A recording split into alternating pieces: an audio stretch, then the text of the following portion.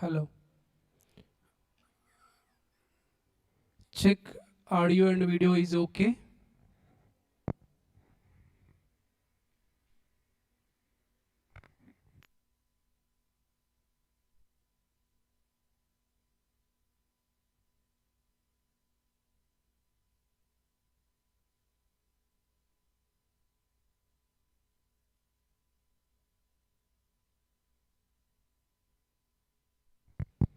Three more minutes. Live will be start at sharp 6 p.m. People are joining, so let's wait for them.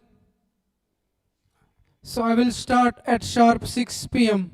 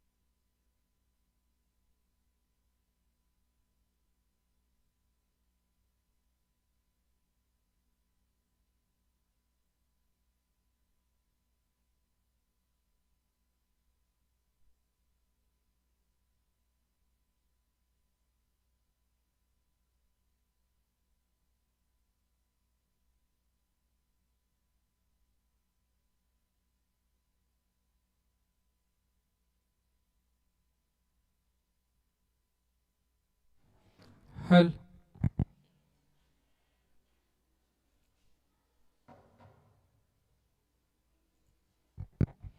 Okay. So coming to the today's financial accounting paper. Of course, paper is not easy, but don't say that much paper is too much difficulty. No. Why? Because I told you one question is confirmed from admission, retirement and death.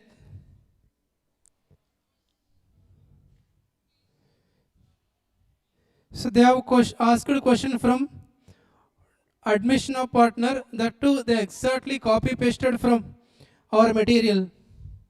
Capital and revenue transaction, question from our material. BRS, question from our material. And of course I'll agree, actually I have uh, recorded one video on review of financial accounting paper. It is available on YouTube.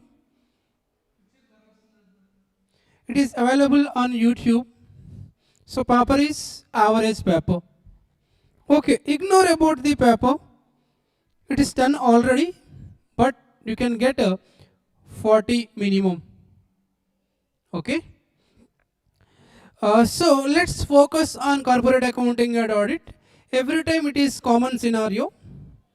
People will get 40 to 50 or 50 plus in financial accounting, and they will get very high score in corporate accounting part.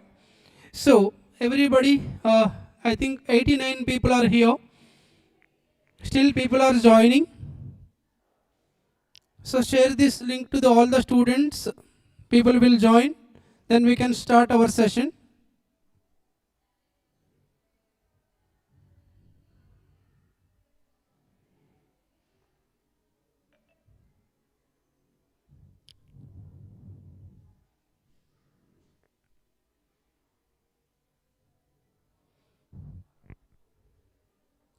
Let's wait for 2 more minutes.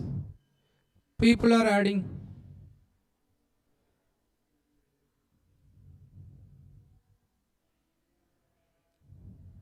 "92 people.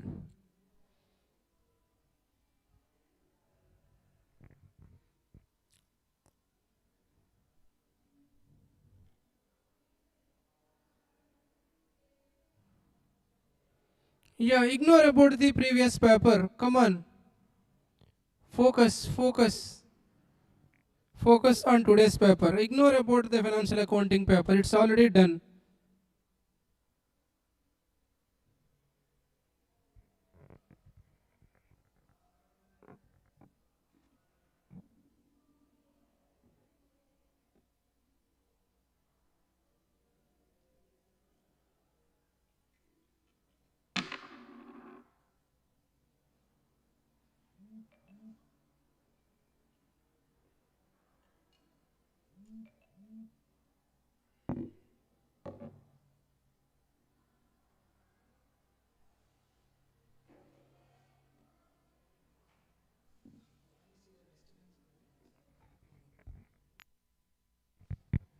Please check any kind of audio or video disturbances and ignore about previous paper, sir. Ignore. Believe me, focus on this session. You will write this paper very well. Last time many of your seniors got 70, 80. Last time highest is 87, I think. In financial accounting subject, so there are no boundaries. He can cross the boundaries, but in this paper, he can't.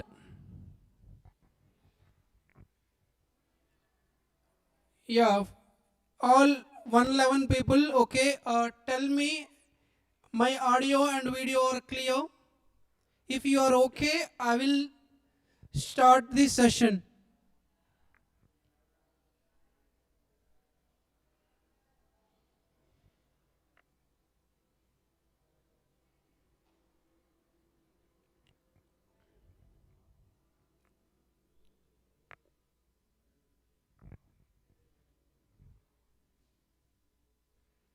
Yeah, clear.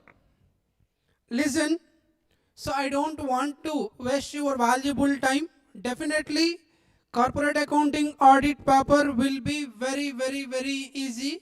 You can write very in comfortable manner. I have so much of confidence on this paper. I am very much confident on this paper. Okay? So come on. First of all, in corporate accounting and audit, first of all, let's cover corporate accounting part. So in corporate accounting, totally I divided into 3 categories: A category, B category, C category.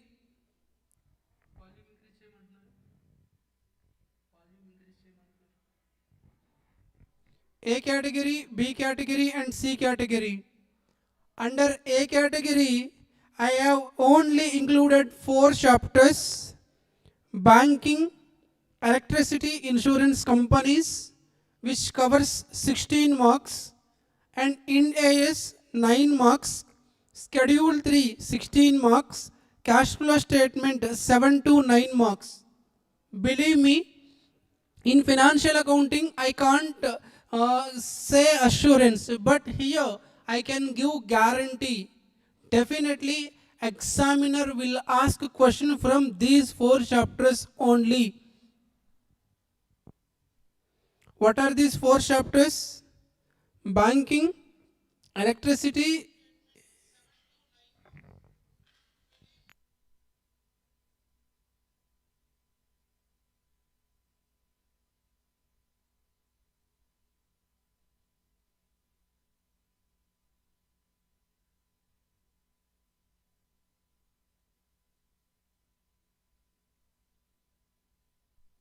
So from banking, electricity, insurance 16 marks, that too 2 sevens plus 1 MCQ, and from Ind AS 9 marks, 1 7 plus 1 MCQ, from Schedule 3 16 marks, 14 marks question plus 1 MCQ, cash flow statement 7 plus 1 MCQ. 99.99% they will ask questions only in this pattern. So if you at least perfect these 4 chapters, you will get full marks in accounting part. In B category, I have divided into 3 chapters: forfeiture of shares, underwriting, rights issue. In C category, bonus issue and buyback. If you don't have time, skip all the remaining chapters. So let's first focus on A category chapters.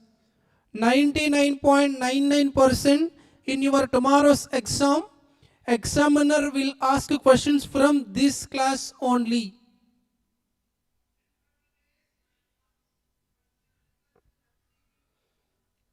Any technical issues?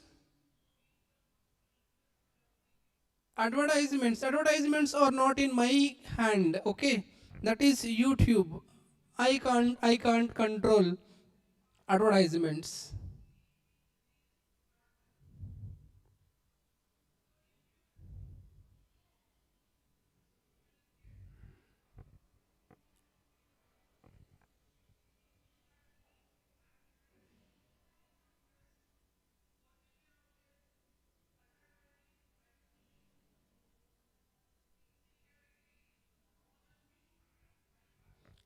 Some people are telling audio is clear, some people are telling voice is not clear. That is correct. Take premium for no advertisements.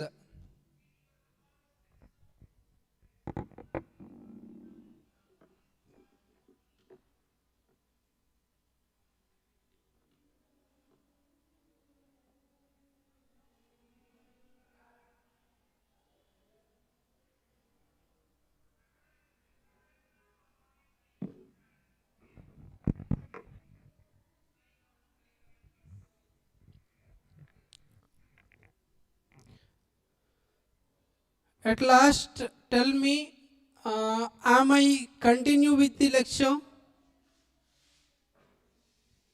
Is everything fine with respect to audio and video? Give me in comment section.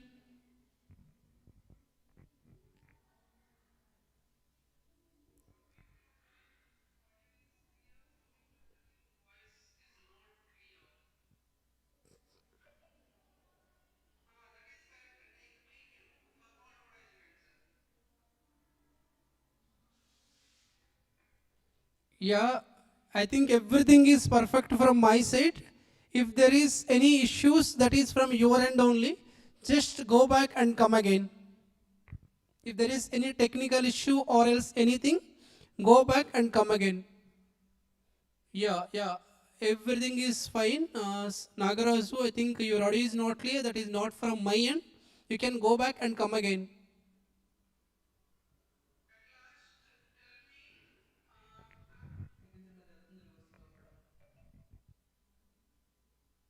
Yeah. So let me start without any further delay.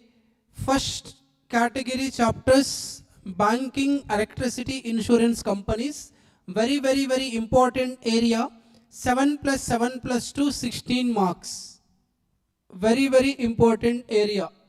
Without asking from banking, electricity, insurance, thank you. Without asking question from banking, electricity, insurance, there is no question paper at all. Definitely in that question paper, they should ask banking, electricity, insurance. So you don't worry, today's war room is properly planned and organized. You don't bother about it. Okay? Ignore about previous paper, focus on today's paper. So first of all, accounting for banking companies, come on. So 120 people are here. So share the link to your friends. Definitely today's class will place important role in your tomorrow's exam. I'm very much confident towards your today's war room session.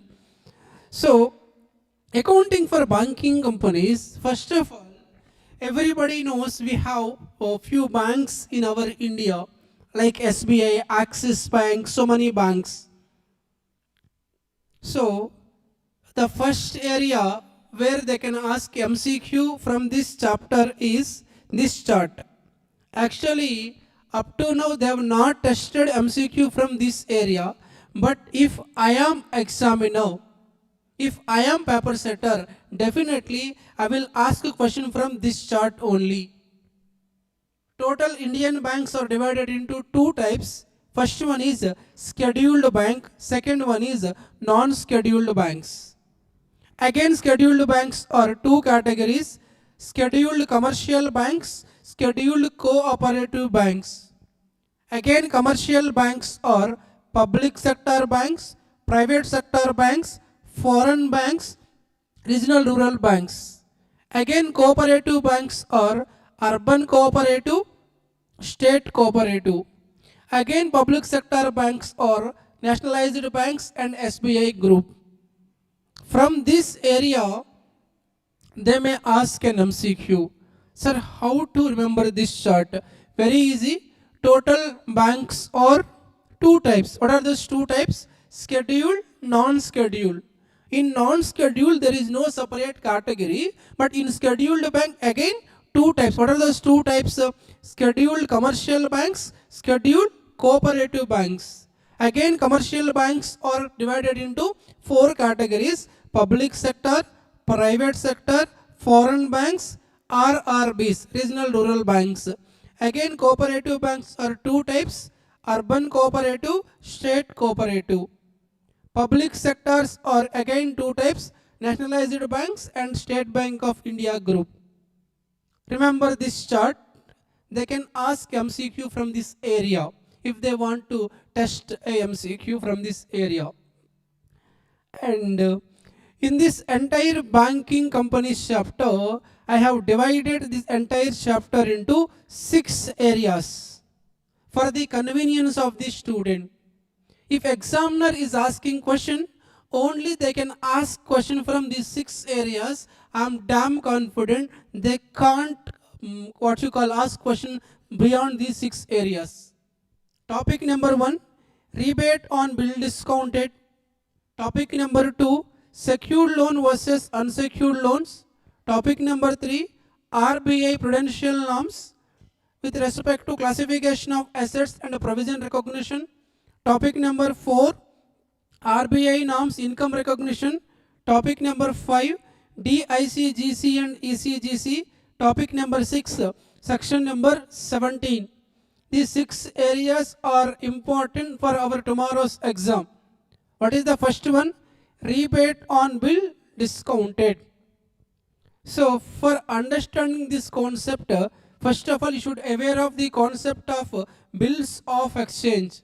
I think you know what is the concept of bills of exchange. In our group 1 we have separate chapter called bills of exchange. So in that chapter we know drawer of the bill has any comments which are interesting? Last time I got 59. Yeah, okay. This time I hope you will get 79.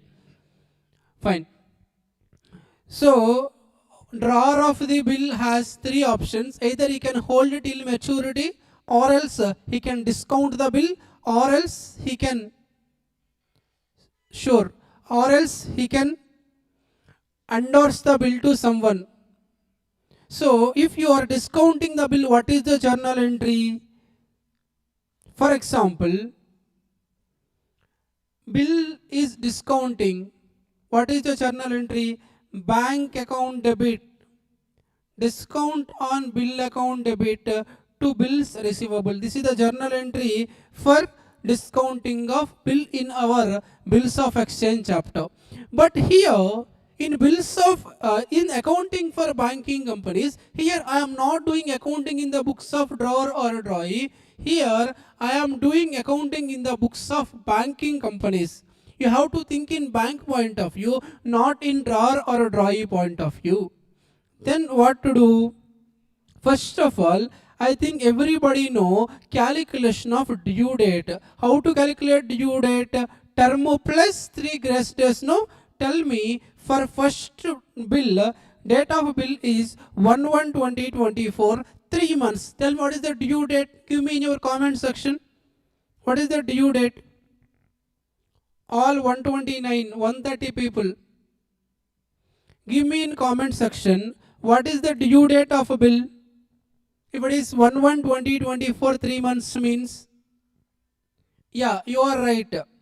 4/4/24. You tell me what is second date bill, due date, third and fourth date. I will wait for your comment.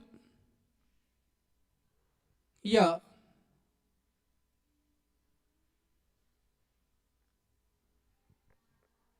(15/4/24) plus 4 months.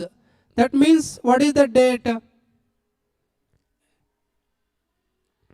18/8/24. You tell me for third and fourth bills.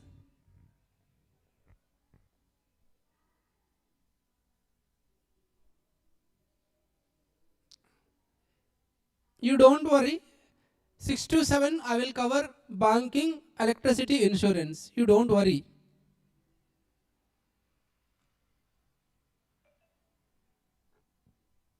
Seven to 8 all Indian accounting standards.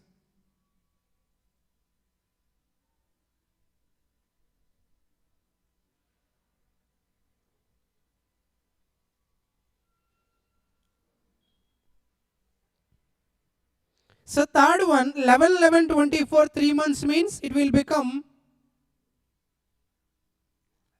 11/12/24. 3 months means 12/1/2. It is 14th February 2025. No, that is 14th February. Yeah, Pedda Pandaga. Correct. Last one, 12/6/2024, 2 months. What is the due date? August 15th. So if it is a national holiday, we have to take previous day, 14/8/2024. I think this is all you know in your CMA Foundation or CMA Inter Group 1. I think you remember bill discounting concept. What is the meaning of bill discounting concept? If the drawer of the bill, he can go to the bank and he can collect the money. Yeah, have a look. One example is there. I will share this material in our Telegram group. You don't worry. So example is Mr. X draws a bill on Mr. Y, amount of 1 lakh rupees, and the same bill discounted by Mr. X with SBI for 95,000.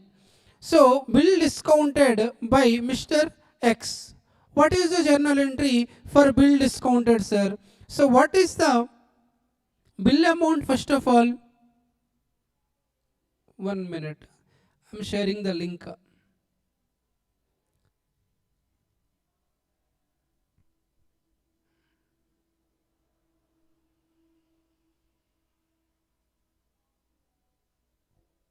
Yeah.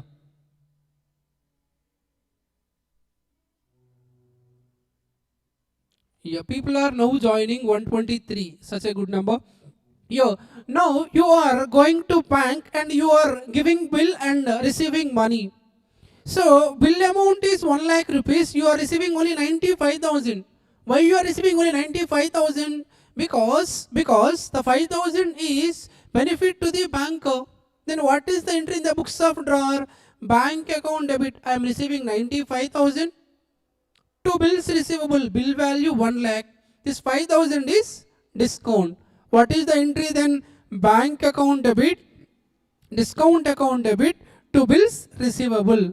Total 95, 5,000, 1 lakh. This is entry in your bills of exchange chapter. Now I am not doing I am not doing accounting in the books of drawer. Here I am doing accounting in the books of banker. Then think in banker point of view. You are receiving the bill and you are getting 5,000 revenue. Then what is the journal entry for it? This is the journal entry for it.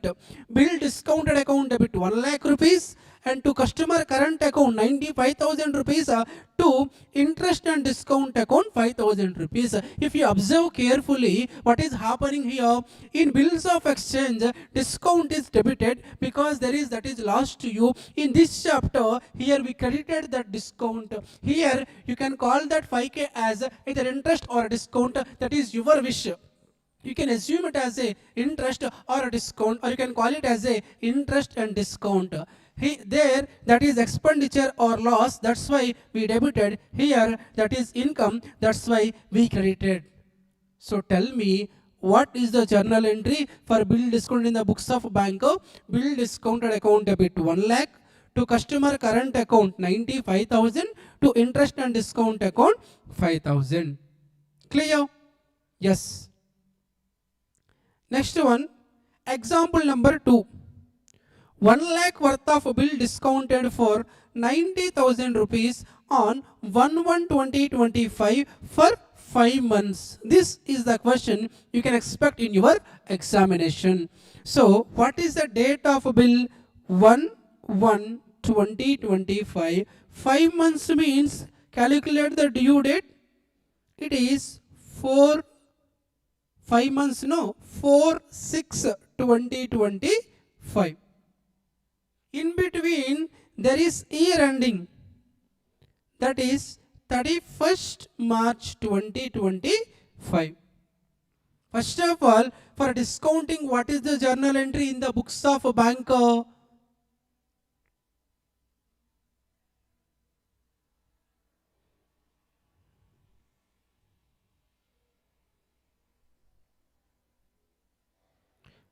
Okay. Yeah. What is entry in the books of a banker? He will write, what is the entry? Bill discounted account debit. How much? 1 lakh rupees. To customer current account 90,000 rupees. To interest and discount account 10,000 rupees. That means as a banker, you are recording 10,000 as your income. But now the point is, as per accrual concept, you have to record only your current year income or your current year expenditure. Of course, this 10,000 is your income only, but that 10,000 is not only related to this current year. Out of this 10,000, some income is related to the next year. So in current year, we have only 3 months. Next year, we have 3 months. That means the total 10,000 is not current year income. So while preparing your P&L account, you are writing by interest and discount 10,000. That is not correct. If you are writing 10,000, that means that is your entire income for the current year. That is not current year. Out of 10,000, some amount is related to the next year. That is the reason it is not correct to show 10,000 in your books. Out of 10,000, you have to reduce or you have to remove this 3 months interest and discount. To remove from here, what shall I do? I have to debit here. Entry is interest and discount account debit. Imagine 5,000. To rebate on bill discounted account 5,000. Why I am writing this journal entry? This journal entry is only for the purpose of removing that interest and discount in current year P&L account. If I write in current year, what is going to happen? My profit will be increased. The user will think that that 10,000 is my current year income, but that is not a current year income. So definitely you have to remove that 5,000 from the current year income. At the time of preparation of your P&L account, on next day, that means at the beginning of next year, reverse the journal entry, nothing but rebate on bill discounted account debit to interest and discount account. That means I am writing this journal entry only for the purpose of preparation of financial statements. Otherwise, no need to pass this journal entry. Very, very easy concept. That's what here I am discussing again in a different manner. So interest and discount, the remaining period is called unexpired period. We have to create a rebate on bill discounted. And concept number 2, before going to concept number 2, let's solve problem on concept number 1. Okay? Yeah. Yes, Likita, what is that name? Akhil, yes, you are correct, true and fair. I will open books, you are also open your books, whether you are following BCCA books or any other books, that is not a problem for me. I will open my book. Where is banking? Come on.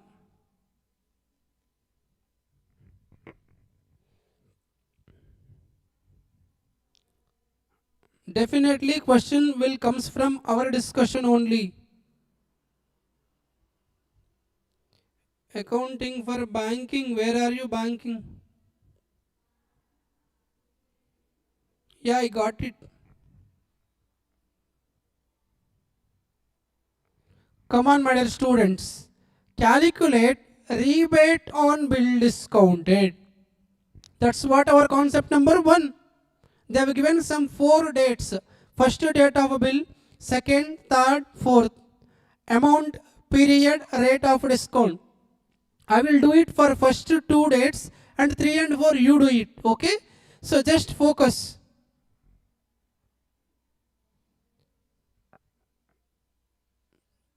Sir, can you tell me when will you start class? What happened? I didn't get it. Yeah, listen, no problem. Just no. So I will do it for 1 and 2. You do it for 3 and 4. What is the first date of bill? 15th 10 2021. What is the term of bill? 5 months. Calculate what is the due date for the first bill.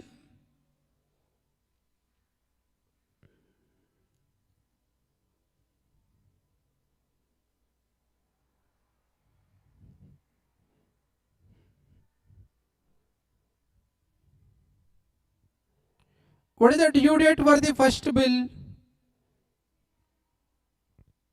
1 minute. I'll remove all the remaining tabs. Yeah, 15, 10, 5 months means 11, 12, 1, 2, 3. Plus 3 days, no? That means the date will be 18th March. 18th March.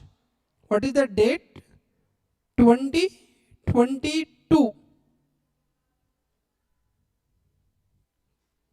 What is the balance sheet date? 31st December 2021.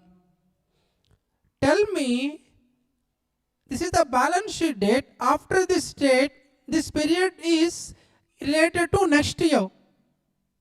Tell me what is the gap after balance sheet date.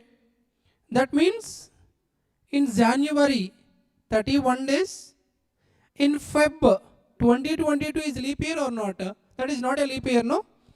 In Feb 28 days, March 31. Someone please calculate it. 31 plus 28 plus 31. You also bring your calculator. I will also 844 days. How it is possible, man? Sneha, 844 days is not a correct answer. 31 plus 28 plus 31. Tell me, how much? Not 21, right? In March, only 18 days. 31 plus 28 plus 18. 77 days. So first I found out due date, and second I found out gap between balance sheet date and due date, and therefore rebate on bill discounted equals to, what is the bill amount? 50,000. What is the interest rate? 8%. Then 50,000 into 8% into 77 by how many total days? 365.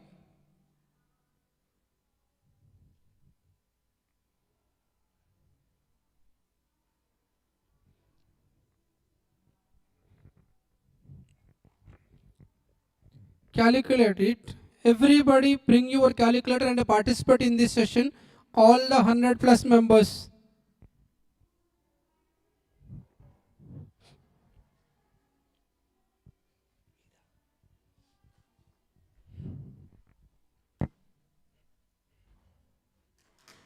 $50,000 into 8% into 77 by 365. How much? 844. Second bill also I will do it. 3 and 4 you have to do it. Second bill 10/11/2021, 4 months. 10/11/2021, 4 months means 12/1/2/3. 13/3/2022. Balance sheet date is 31/12/2021. How many days? In January 31 days, in Feb 28, in March 13. 31 plus 28 plus 13. Total is 72 days. Okay. Amount is 30,000. Interest rate 7%. Then 30,000 into 7%, right? 7% into how many days we got it? 72 by 365. No, we have to calculate for days only, Ramcharan. Then 30,000 into 7% into 72 by 365. Answer 414. You do it for remaining 2 questions. I will show you the question number 3 and question number 4. You do it for these 2, and if you have done it, your preparation is done in this classroom only.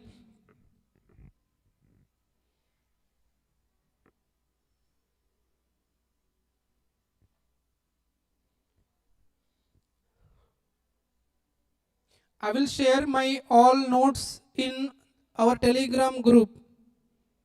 Those who have not joined in that group, please go there and join.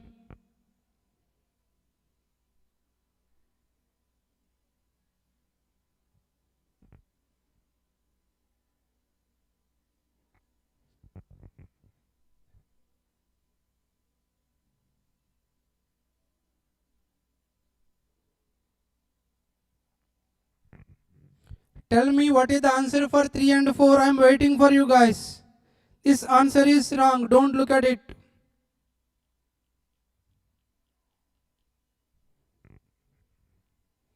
$667 is the second one answer. I am asking you for third and fourth. Third one 667. Huh? Fourth one 1213. Yes, Smiley Anupama. What is that? Annapurna. Correct. Harika, correct.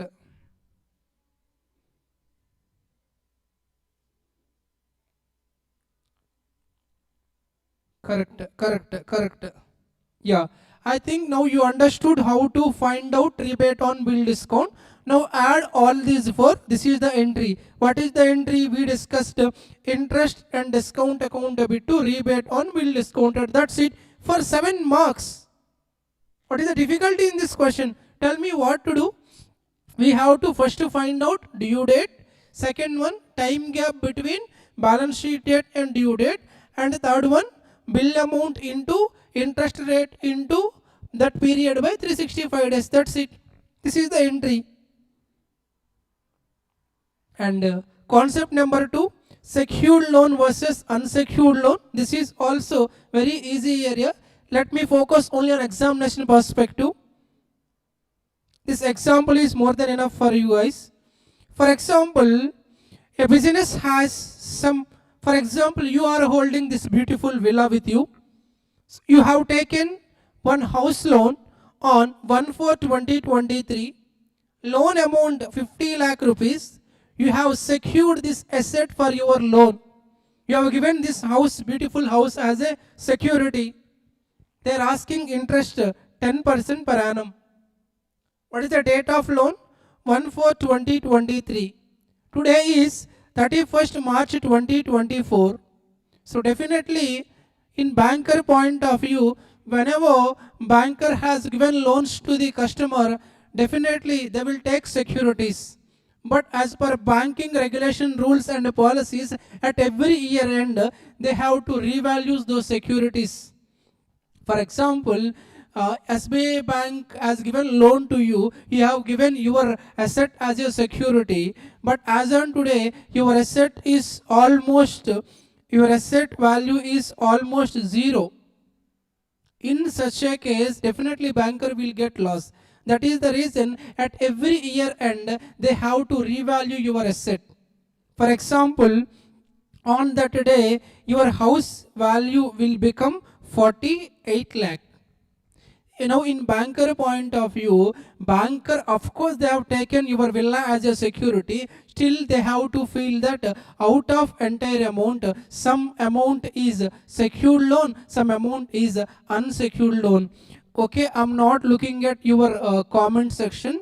Please hold up to before break. In break session, I will give you my Telegram link and I will share all the materials. Listen. So here what happened? On 31st March, while they verified, your asset revalue is 48 lakh. Okay. So now think in banker point of view. Of course, you have given your house as a security. In banker point of view, amount receivable from you, some amount is a secured, some amount is a unsecured. That means totally what is the loan amount? Loan amount is 50 lakhs. What is the interest rate? 10%. That means 1 year completed, no? Then what is receivable from you? 10% means your outstanding liability is 55 lakh. In company point of view, total receivable is 55 lakh from you. But if as on today, if banking company sold your house, how much they will get? They will get only 48 lakh. There will be 7 lakh lost to the banking company. So they will call this 48 lakh as a secured advance. They will call this 7 lakh as a unsecured advance. So this is how we have to calculate this secured versus unsecured. In exam, they may tell you we are calculating quarterly or half yearly. So now we'll solve one question on it. That is question number 2, I think. Question number 2 is also rebate on bill discounted. Question number 3. Have a look at. The books of a bank include a loan of 5 lakh rupees advanced, interest rate 16% per annum, compounded quarterly.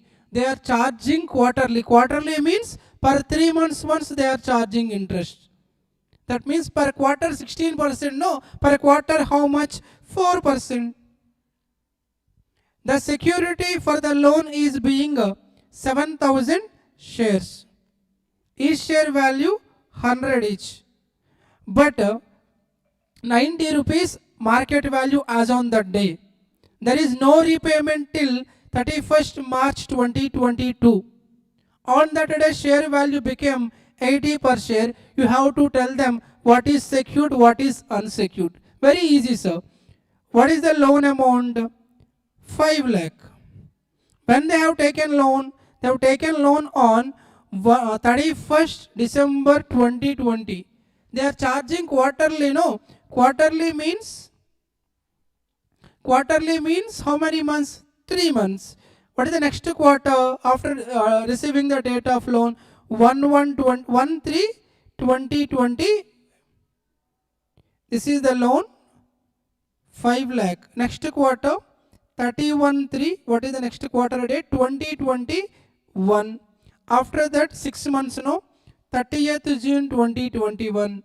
After that, June, no? July, August, September. 30th September 2021. Then 31st December 2021. What is the last date? Not payment. 31st March 2022. Up to here, there is no kind of repayments. They are charging quarterly compounded interest. Compounded interest means what? Interest on interest. Plus 4%, plus 4%, plus 4%, plus 4%, plus 4%. Tell me what is the total outstanding liability? 5 lakh plus 4%, plus 4%, plus 4%, plus 4%. Total liability will become 6,08,326. Out of this amount, what is the security? How many shares? 7,000 shares. As of now, what is the market value? 7,000 into 80. 5,60,000 is the market value. That means this is called secured advance. The balance 608,326, 48,326 is called unsecured advance. For 7 marks, only for this small calculation. Sir, will we get full marks? Yes, you will get full marks, no doubt in that, if you write in the same format. Okay. Next one, concept number 3, RBI prudential norms. Again, 2 categories: classification of assets and recognition of income. So first of all, we'll cover this area, very small area. As per this RBI prudential norms, it says how to recognize income. So this concept says, if you are recognizing interest on NPA, follow cash basis. If you are recognizing interest on performing asset, follow accrual basis. That's what this concept says. Very small concept. As per RBI prudential norms, if you are recognizing interest on NPA, follow cash basis. If you are recognizing interest on performing asset, follow accrual basis. That's it. Nothing more than that. Okay. Next one. On this concept, we have one question. Let's solve it. Very small question is there. Yes, this is the question. I told you, no, on performing asset, we have to follow which basis? On performing asset, we have to follow accrual basis. If it is NPA, we have to follow cash basis. Accrual basis means earned, not received. So this is not required. Cash basis means received. This is not required. That is the answer. So term loan 240, here 10, 250. Cash, credit and OD 1500 plus 24, 1524. 300 plus 40, 340. That is the answer. You can check it out. 250, 1524, 340. You have to write the provision. As per RBI prudential norms, we have to we have to recognize income on performing assets on accrual basis, incomes on NPA on cash basis. That's it. And another concept within the prudential norms is assets and provision required. So what is the meaning of assets in the bank point of view? In bank point of view, what are the assets? Assets means they have given loan to the public. Public loans are nothing but assets in bank point of view. For example, for SBI, what are the assets? For ICICI, what are the assets? Assets means they have given loan to the public. Those loans are assets to the company. For example, your father has taken some 10 lakh rupees loan from SBI bank. For your father and for your family, that is liability, but for the banker, that is asset. Okay, so bank has divided entire assets into two categories. They are performing assets and non-performing assets. What are those assets? Performing assets or non-performing assets. Performing assets are also called as standard assets. Again, non-performing assets are three categories: substandard assets, doubtful assets, loss assets. Performing assets means they are performing well only. There is no problem with the recovery of those loans. They will pay on time only. No problem with them. NPAs are like loans given to a Vijayamalla, such kind of person. Again, NPAs are three categories: substandard assets, doubtful assets, loss assets. Definitely, as a student of CMA or CA, you should know this all four categories.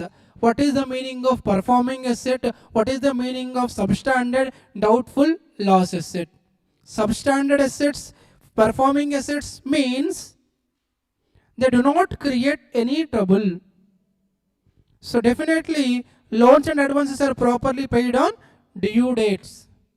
Of course, up to 90 days, that is a performing asset. For example, your EMI date is 1st January, you have not paid on 1st January, then you will call it as a still performing asset only up to 90 days.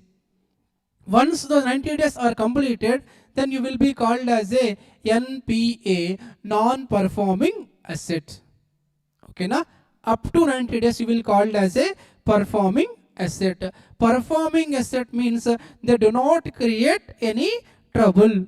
All loans and advances paid on due dates. Up to 90 days, you are called as a performing asset. For example, your college fee, you have not paid on due date, still you will called as a performing asset. Up to 3 months, nothing but 90 days. Once the 90 days are over, you will be called as a NPA. Again, NPAs are three categories: substandard, doubtful, loss. Substandard NPA means what?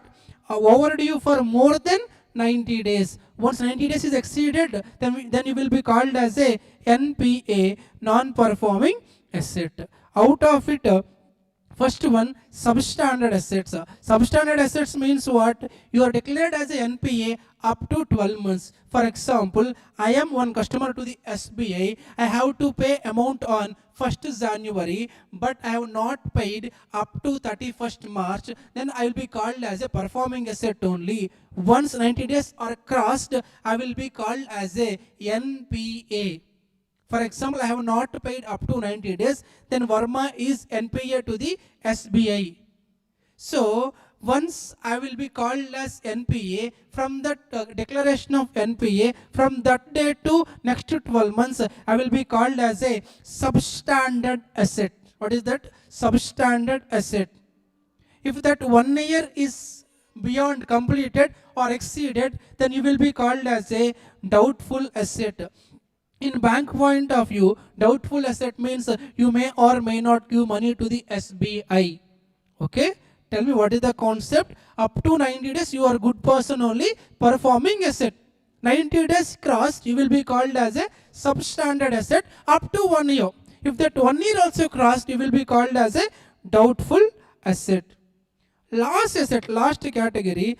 Loss asset means you are identified as loss asset either by the banker or auditor or RBI. Either bank feels that Varma will not pay money to us, then you will be called as a loss asset. Sometimes auditor may tell you, sometimes RBI may tell you, then you will be called as a loss asset. So definitely you should aware of all this terminology. What is the terminology? Performing asset, in non-performing asset. In non-performing again, substandard, doubtful, loss.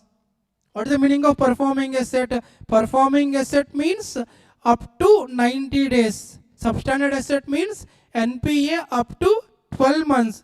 Doubtful asset means more than 12 months. Loss asset means identified as loss either by the banker or auditor or RBI. Next one. So, okay, sir. In our group 1, we know the concept of conservatism concept. What this concept says, for your future losses, estimate the provision. So you tell me, for just a normal business entity only, you are creating a provision, right? If a bank has given loan to n number of people, so in society, there may be different kind of mindset people. There may be some people who are fraudulent in nature. Definitely, they will not give money to the banker intentionally, or they may do some kind of frauds or illegal activities. So that is the reason RBI says you as a banker has to create some amount of provision. Sir, how much percentage, sir? Percentage RBI is telling to us. Okay. If that asset is a standard asset means what? Performing asset. They have given 3 rates to us. What are those 3 rates? 0.25%, 1%, 0.40%. When it is 0.25%, when that customer is a agricultural sector or SMEs. SMEs means small and medium scale enterprises. The rate is 0.25%. If that is a real estate commercial sector, you have to create 1% provision. If that is others, 0.40%. That means these 3 rates applicable only for the performing asset. And if that is a agricultural and SME, 0.25%. If that is real estate sector, 1%. If that is others, 0.40%. Sir, this is agricultural sector, sir, but that is not a standard asset. Then what to do, sir? Then you should not apply this rate. These rates are only for these 2 things should be satisfied. That should be standard asset, nothing but performing asset, and there should be agricultural and SME for 0.25. That is real estate one, for others 0.40. No, sir, that is a substandard asset. We have 3 rates, 15, 20, 25. 5 3s are 15, 5 4s are 20, 5 5s are 25. If that is a secured portion, 15%. If that is unsecured portion, infrastructural loan, 20%. Other loans, 25%. Okay, tell me, what is the second rates? Substandard assets, nothing but NPA up to 1 year. What are the rates? 3 rates. What are those 3 rates? 5 3s are 15, 5 4s are 20, 5 5s are 25. Total secured 15%, in unsecured 2 rates. If that is infrastructure loans 20, other 25. If that is doubtful assets, again 4 rates. Here unsecured 100%. Already you are doubtful, they are not guaranteed that you will not pay money. So that's why that is unsecured, they will create entire 100%. If that is secured portion, up to 1 year, 25%, 1 to 3 years, 40%, more than 3, 100%. That means even though you are doubtful, if that is more than 3 years, for secured portion also 100%. That means 100% is for 2 things. One is doubtful unsecured portion and doubtful secured more than 3 years also.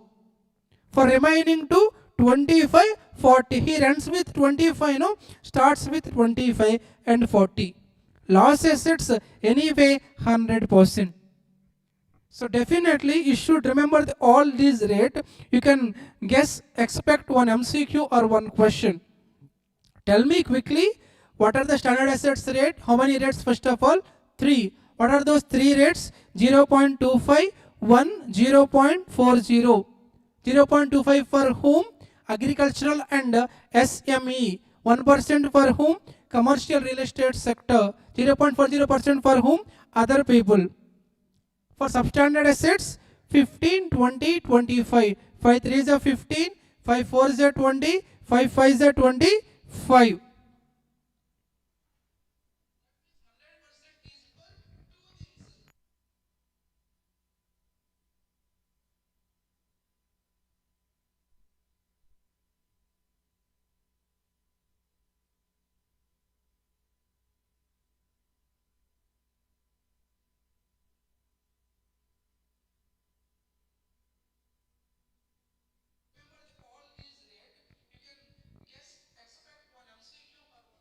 Yeah, my audio is clear. Please check from your side.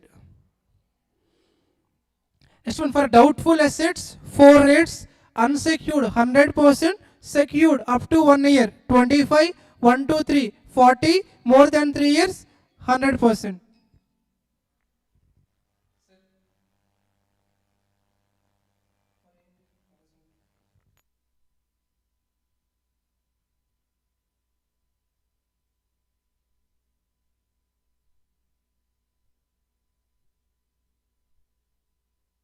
One minute, sir, please.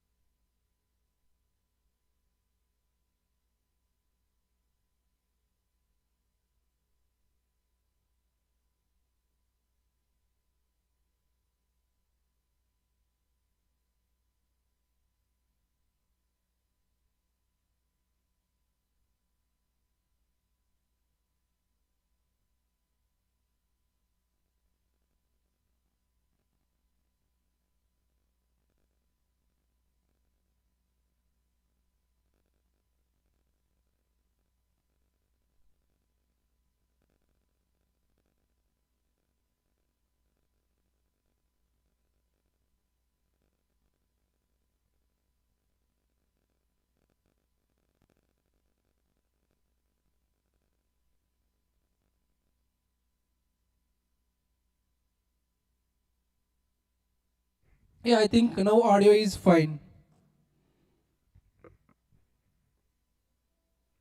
Yeah, thank you. For loss assets anyway 100%. So from here you can guess either question or else MCQ.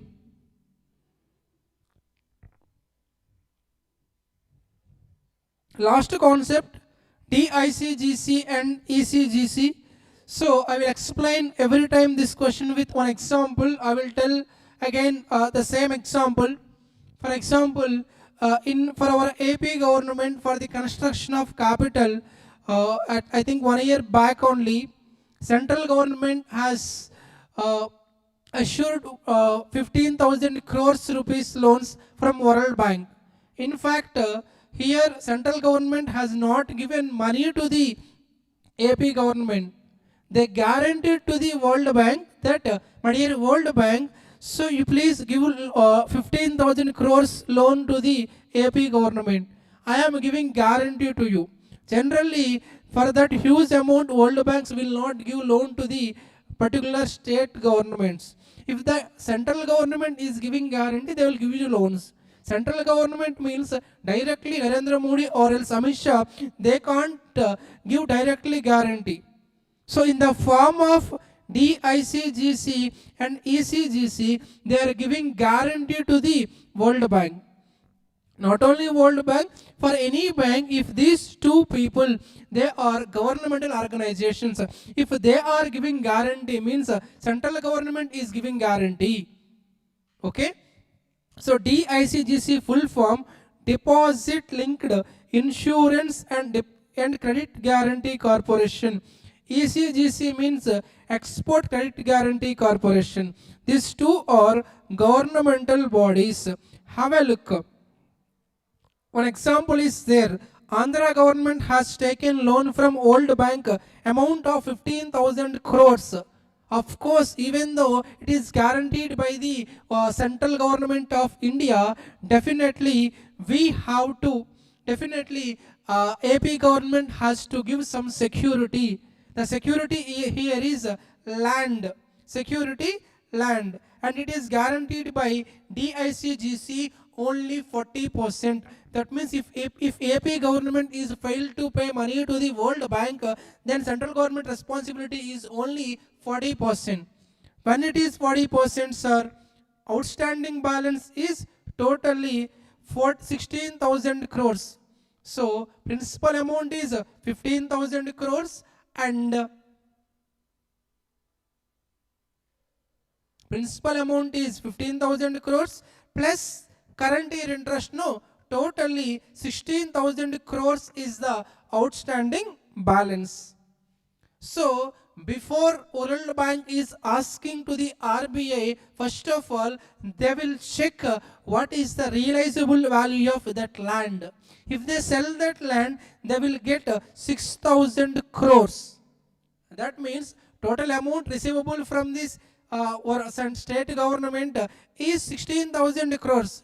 Out of 16,000 crores, 6,000 is realizable from the land. Then still how much is receivable? 10,000 crores.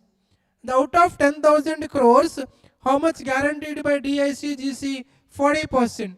How much non-guarantee? Remaining part.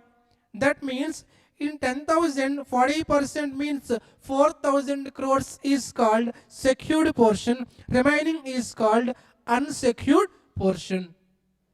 So for this 7 marks. Okay. And last concept, very easy MCQ area only, section number 17. Every banking company should transfer 25% of its available profit to the reserve fund. My dear students, remember here also I am again stressing the same point. Same thing applicable for in audit cooperative society. Both banking and society, they have to transfer 25% of its fund to the reserve fund. With this banking companies is done. Just let me show you all the questions. Question number 5. So they are asking you to how much provision we have to create. For standard asset, standard means performing assets. How many rates we have? 0.25, 1, 0.4. If nothing is told, then the rate is 0.40. Substandard, what is the rates? 15, 20, 25. So 5 3s are 15, 5 4s are 20, 5 5s are 25. When it is 15, when it is 25, 15 is a rate when that is secured portion. For unsecured 20 and 25. For banking always secured only, no. So that's why into 15%. After that doubtful up to 1 year 25, 2 years 40, 3 years 40, more than 3 years 100, losses at 100%. This question is from RBI Prudential Norms. And question number 6. So this is also very easy question. This question is from DICGC and ECGC. So outstanding loan 35 lakh.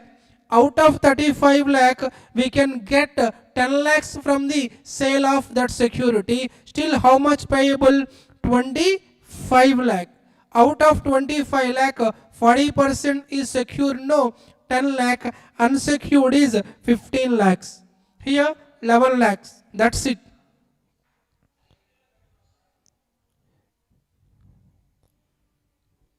Remaining questions are not important. So this question is also from RBI Prudential Norms. So with that concept, you can answer all the questions. In recent MTP, they have asked one question from final accounts of banking companies. So I'm not expecting this question, but still have a look once. I will not disturb the flow of our chapter. So at the end of our war room, I will cover this question as well. Okay, only these 6 areas are important in banking company. In tomorrow's exam, definitely they will ask question from these 6 topics. Next one, I will increase the speed, don't worry. Next one, accounting for electricity companies. From this, only these 5 areas. One is security deposit, second one depreciation, third one cost of, definitely I will cover financial statements, but my expectation is they will not ask. Definitely I will cover at the end of this war room. You don't worry, you can go to the YouTube even by tomorrow morning also. At the end of this lab you can check that question, you don't worry. So security deposit, depreciation, cost of capital, return on equity, working capital. First one, security deposit. So electricity companies, whenever they are giving service to the customers, first of all have a look. They will charge some amount as a deposit. That deposit is called security deposit. So there are small entries are there. Whenever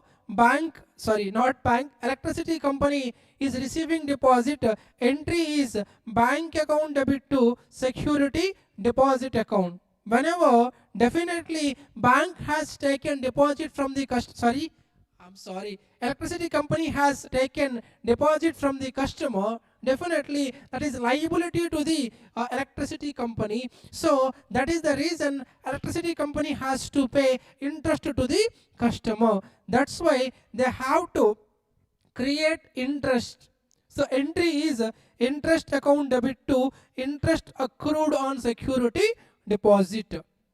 Definitely in practical life, the customer will pay money to the electricity companies, but companies will not pay directly by hand interest to the customers. Instead of doing that, they will adjust that amount in the next quarter bill. So the entry for adjustment of bill is interest accrued on deposit account debit to turnover. Turnover means what? For electricity companies, turnover means their current bills only. So these 3 entries are only concept number 1. What is first entry? For receiving deposit, bank account debit to security deposit account. Second entry, interest expense account debit to interest accrued on security deposit. Third entry, adjustment entry, interest accrued on deposit account debit to sales turnover. Second entry, second concept, depreciation. Generally, for normal business organizations, we will follow which method is comfortable to us. We may take SLM or WDV. For this kind of companies, they are telling us rates. So all these rates given by the which act? Electricity Act 2003. So actually, we have to remember all these rates. Okay. So but this is war room session, so I am not covering all these rates. In fact, I am not expecting this question, this concept, because student has to remember all these things. Okay. Concept number 3, cost of capital, very important area. Cost of capital means in an electricity company, how much debt we have to maintain, how much equity we have to maintain. Debt should be 70, equity should be 30. That means in any company, debt should be more. Generally, which is better, that is very big discussion. But in electricity company, Act says maintain 70 debt, 30 equity. Sir, why debt is more, sir? Definitely, if equity is more, what is going to happen? If equity is more, definitely shareholders or owners will increase. Whenever owners will increase, at the end of year, they will ask dividend to the company. If company wants to give dividend to the shareholders, they should earn more profits. If they want to earn more profits, they have to earn more sales. Nothing but they have to increase current bills. If they are increasing current bills, common man will suffer. That is the reason Act says 70 debt, 30 equity. If in any case, by mistakenly, if your equity is increased more than 30%, that excess portion treat it as a liability only, loan only, should not treat it as a equity. So I told you, if debt is more, why debt is more? What happen if equity is more? What happened? They will expect dividend. To give dividend, more profit. More profit means more sales. Common man will suffer. In any case, if your equity is more than 30%, treat it as a normative loan. Normative means that is not a actual loan. Next one, concept number 4. Concept number 4 is return on equity. Generally, we have formula for return on equity, but here in electricity companies, we have one format. This is format for return on equity. So gross opening equity less adjustments in opening equity, then you will get net opening plus increase less decrease less reversal add increases, you will get net closing equity. Opening plus closing by 2 average and into rate total return on equity. So of course, if my guess is correct, you will not get this question also. But I have given in detail notes. I will share these notes in your Telegram group. Please go through it. And last concept, working capital. You can expect this question. Working capital formula, generally current assets minus current liabilities. But here they have given one particular format. So very easy, sir. Write all current assets and current liabilities, revenue expenditure. So cost of coal, fuel cost, main, receivables, all current assets, current liabilities. You will get total working capital. They will give you interest rate, multiply with it, you will get interest on working capital. Very easy. Write all those given in the question, multiply with the interest rate, you will get the answer. Nothing more than that. That's it. Let's come to the question part.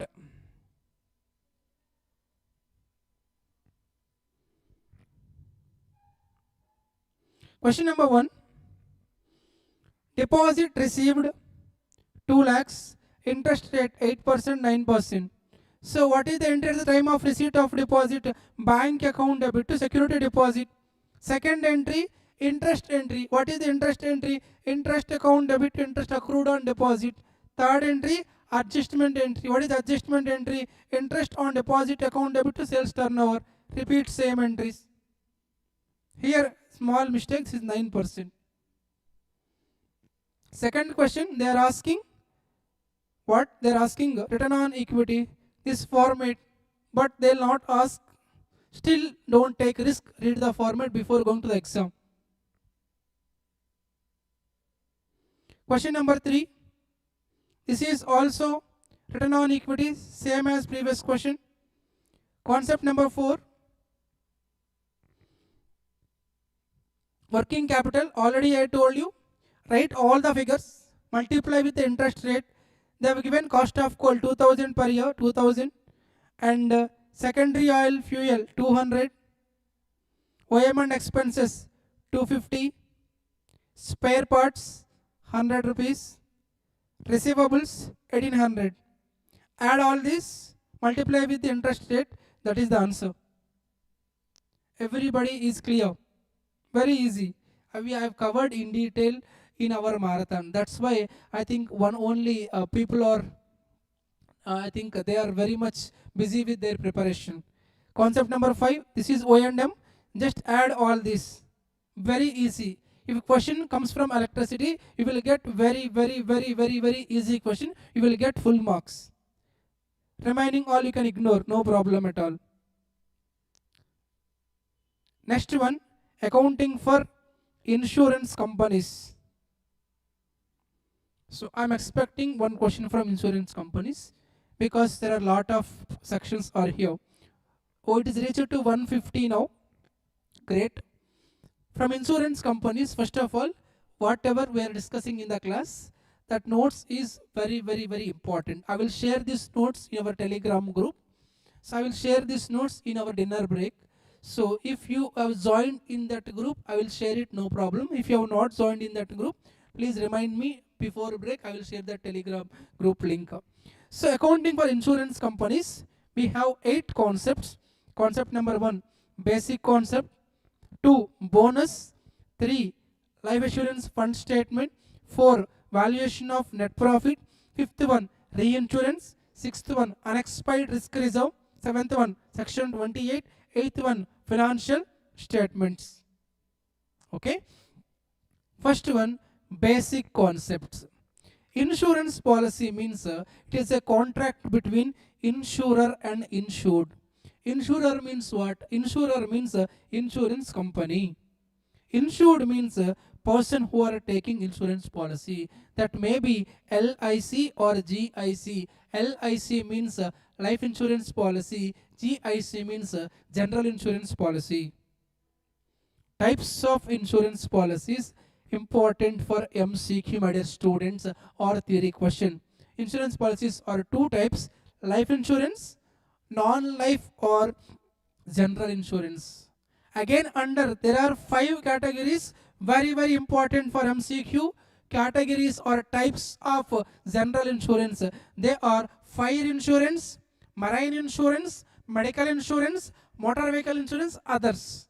What are those 5 insurance? Fire, marine, medical, motor vehicle, others. These 5 are types of non-life or general insurance. Total insurance are 2 categories. What are those 2 categories? Life insurance, non-life or general insurance. Again, non-life or general insurance, 5 categories: fire, marine, medical, motor vehicle, other insurances. Okay. We can expect one MCQ from here. Next one, premium. Premium means it is amount paid or payable by the person who has taken insurance policy. Nothing but insured to the insurer. Amount paid by the insured to the insurer. Every year, insured has to pay premium to insurer. Okay. Who has to pay amount? Insured. To whom? Insurer. Fine. Next one, claim. Claim means what? Claim means amount payable by the 1 minute.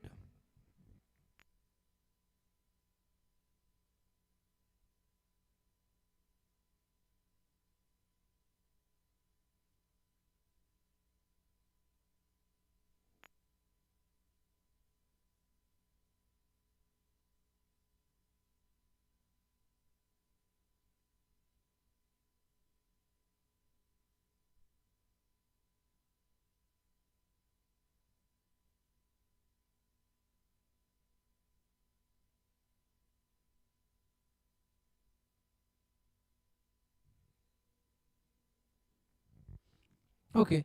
Claim means if it is a life insurance, in case death of that person or maturity of policy, insurance company will give you lot of lump sum money. That is called claim. If that is a general insurance, at the time of loss arises, you will get money. That is called claim. That means premium is paid by the person to the company or insured to the insurer. In case of claim, reverse. Commission. Commission means what?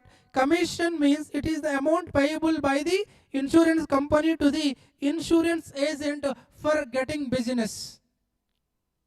Next one, surrender of policy means closing policy before expiry of the term.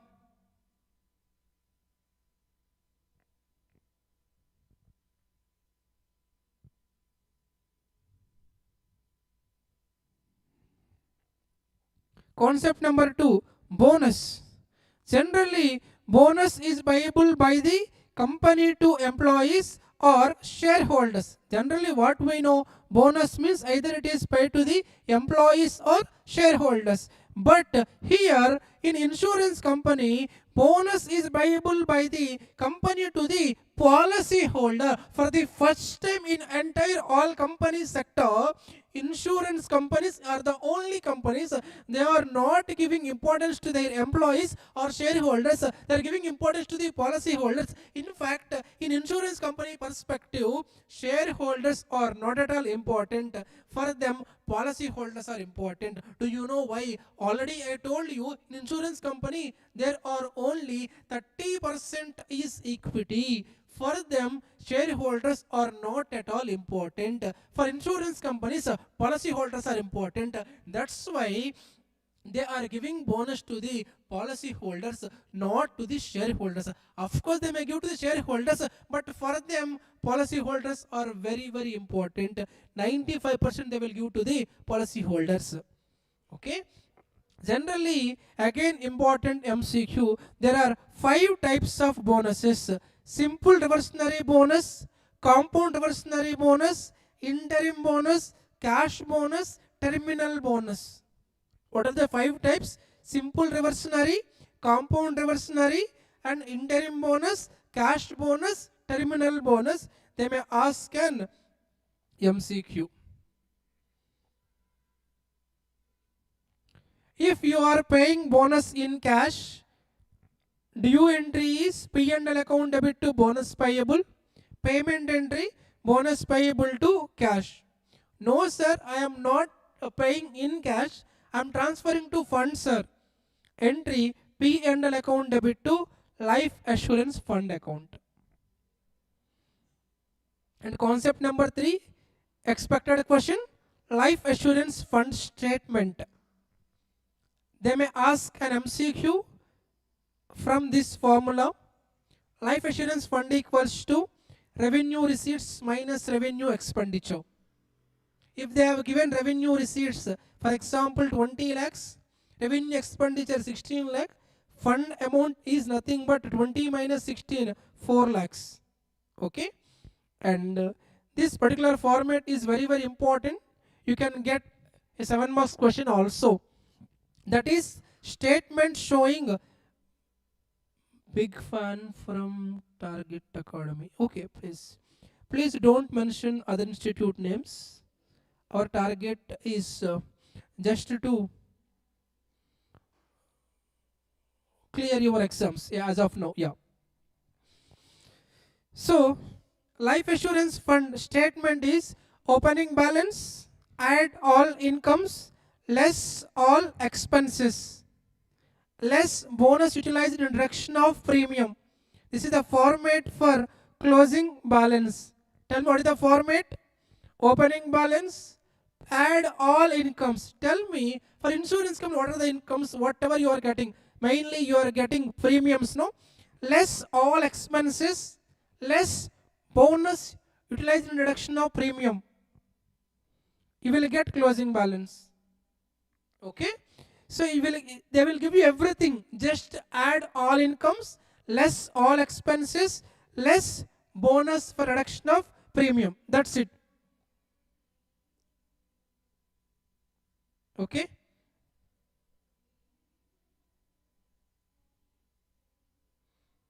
Next one, concept number 4, valuation of net profit. This is also very, very, very, very important area. They may ask question from this area. If my guess is correct, for your tomorrow's exam, they will ask this question only. Concept number 4. I will show you the question also.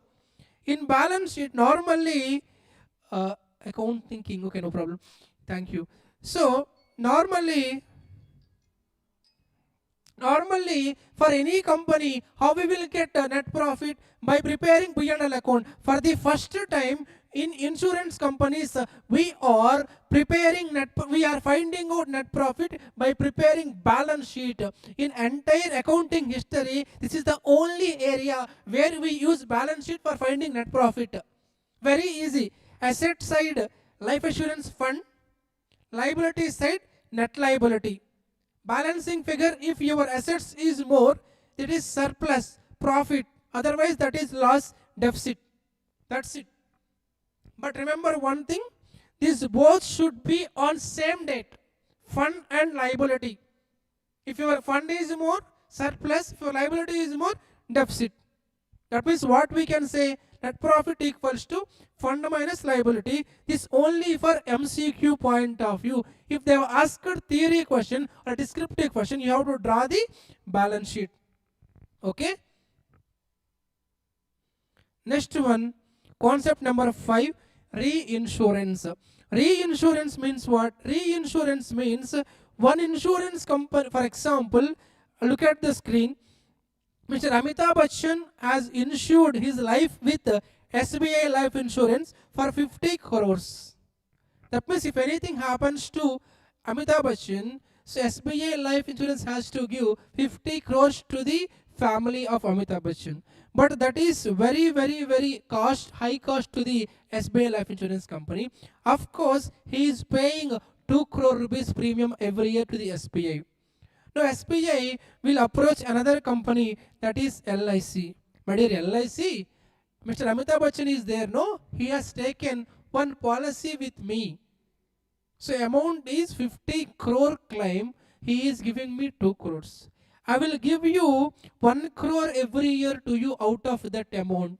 If anything happens to him, I have to give 50 crores. No, you give me 25 crore. That means I am reinsuring with you. This concept is called reinsurance. In reinsurance, I have to give premium to them. They will give claim to me. Concept number 6, unexpired risk reserve. For creating it, revenue account debit to risk reserve, reversal, reverse entry. Okay. Last one, concept number 7, section number 28 of LIC Act 1956. So out of available profit, 95% we have to give to the policy holder, 5% to the shareholders. Concept number 8. So financial statements, very important for MCQ. For the kind of insurance companies, we have 3 kinds of statements: revenue account, P&L account, balance sheet. Revenue account form A, RA, P&L form A, PL, balance sheet form A, BS. If it is general insurance, it is form B, form B, form B. Remaining is same. Okay. And we'll move on to the problematic part, coming to insurance companies. Already I told you, no, you have to prepare fund statement. What is the format? Opening balance plus all incomes. What are the incomes here? Interest and premium outstanding. These 2 are incomes. Less all expenses minus bonus reduction of premium. Question number 2 is very important. I will explain this question. So the life insurance fund of Prakash Life Insurance Company Limited was 34 lakh on 31st March 21, and liability is 28 lakh 80,000. So asset is there, liability is there, so this will become net profit. And interim bonus 40,000 was paid to the policy holder. It was now proposed to carry forward 1 lakh 10,000. So what is the net profit? First of all, 5 lakh 20,000. So out of 5 lakh 20,000, we have already given bonus to the whom? Bonus to the policy holder. Interim bonus means what? Interim bonus means in between you have paid. So I'll write it, no problem for me. For you guys. So this is the balance sheet of the company. In asset side, life assurance fund. Liability side, net liability. What is the fund amount? Fund amount is 34 lakhs. Liability is 28 lakh 80,000. 34 lakh minus 28 lakh 80,000. That means surplus profit 5 lakh 20,000. So net profit as per balance sheet is 5 lakh 20,000. They are telling us already we have paid interim bonus. Interim bonus means from where you have, from where you have From, yes, this is enough. From where we have to give bonus to the policy holder? From our profits only. That means my correct profit for the year is not 5,20,000 plus interim bonus also. My total profit is 5,60,000, not 5,20,000. Try to understand why I am adding this 40,000 to here. Whatever I am doing, that is correct here. No need to follow any other materials. Why I am adding here?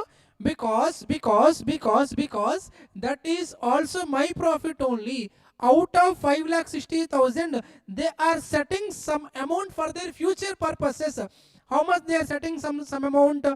They are keeping 1,10,000 for their future purposes. That means the remaining amount 4,50,000. This is called available profit. This profit should be, we have to apply section number 28.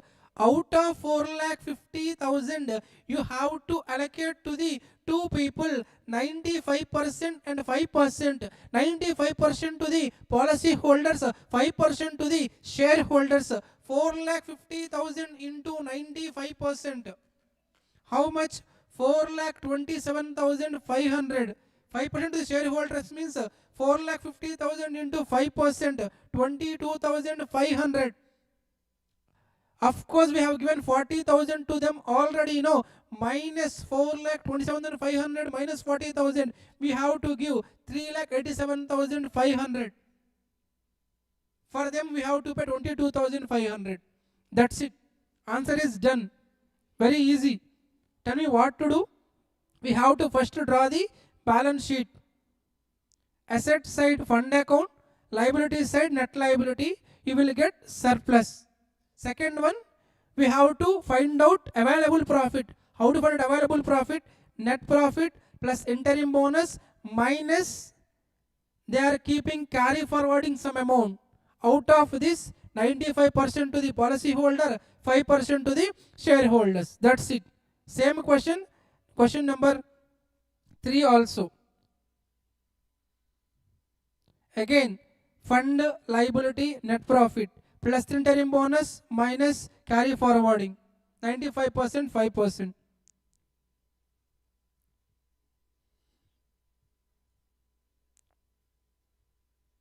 One more area you can expect is, if they want to twist the question paper, they may ask question number 2.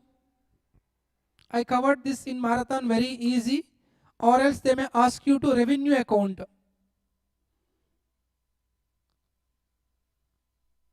Yeah, this one, revenue account. What is the format for revenue account? Premiums earned and other income. And expenses side, claims, commission, operating expenses. A minus B operating profit. That's it. Okay? No, sir. Bhargavi, whatever we are doing, that is correct. So with this, our banking, electricity, insurance is done. You will get 7 plus 7 plus 2, 16 marks. If my guess is correct, total 16 comes from our class only. So you just go through all those questions. Okay? That is more than enough.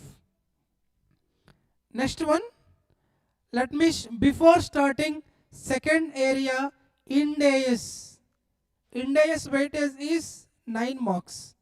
Before starting Ind AS, now the time is 7:39 as per my iPad.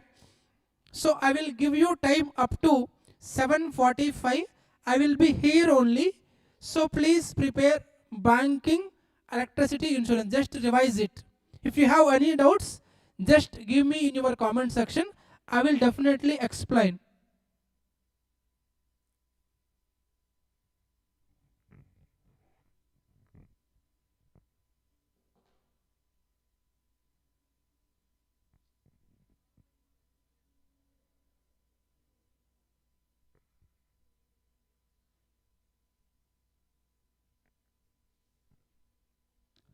Yeah, I'm giving you 6 minutes of time Please.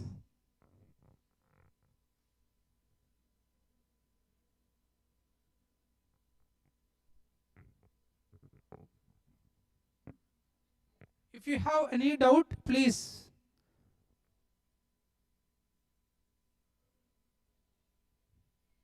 I am doing only Q4A and B, banking, electricity, insurance, and Ind AS cash flow. More than enough, sir.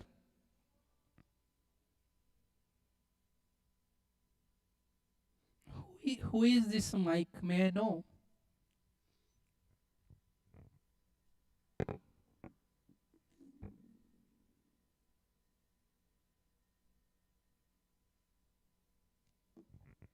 Yeah, quick react and respond. Definitely we'll cover Ind AS, cash flow, schedule 3, all audit areas. MCQs already I have recorded video. I will share that file.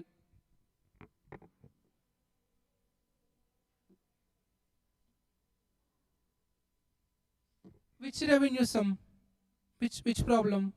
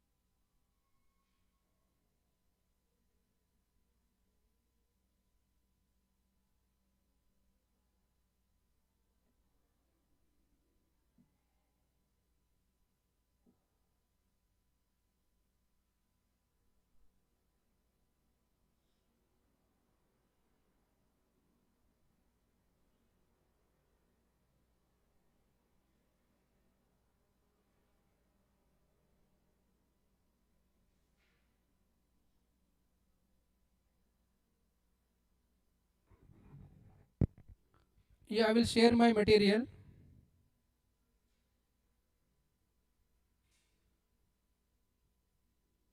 Yeah, same manner. If there is deficit also, you have to do the same thing. But 99% there should be surplus only.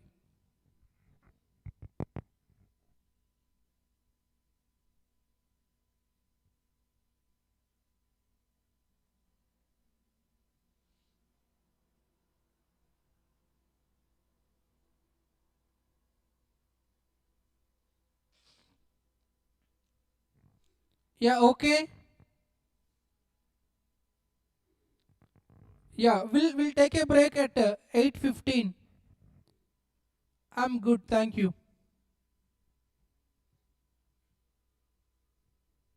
So let me start very important area, which is Indian Accounting Standard Ind AS. So from this 9 marks guarantee. So first of all, let me give you brief of Ind AS. Some full forms. ICAI means Institute of Chartered Accountants of India, and ASP means Accounting Standards Board. Ind AS are converted from IFRS. IFRS means International Financial Reporting Standards. As of now, we have 40 Ind AS, but in our PAP return we have only 6 standards. They are Ind AS 1, Ind AS 2, Ind AS 10, Ind AS 19, Ind AS 33, Ind AS 37. Gunturlo pedda fan. Thank you. Yeah. Ind AS 1, Ind AS 2, 10, 33, 19, 37. In our group 1, it is not that much easy, but in group 2, it is easy to tell. Out of this total 6 standards, 9 marks is the weightage. So that 9 is also 7 marks question plus 1 MCQ. This 7 will be comes 99% either from Ind AS 33 or 19. 99.99%, either 33 or 19. So my guess is this time they will ask Ind AS 33, 99%. If they missed, undoubtedly Ind AS 19. Okay. So let me cover all areas because we have MCQ as well. So first one, Ind AS 1, presentation of financial statements, MCQ important area. Financial statements includes balance sheet, P&L account, cash flow statement, SOCI, notes. SOCI means statement of changes in equity. Remaining all are not important. Just I have given notes just for the sake of student benefit. I'll share these notes before going to the exam. Just read these futures just once. Okay. Let's don't take any risk, especially after watching today's paper.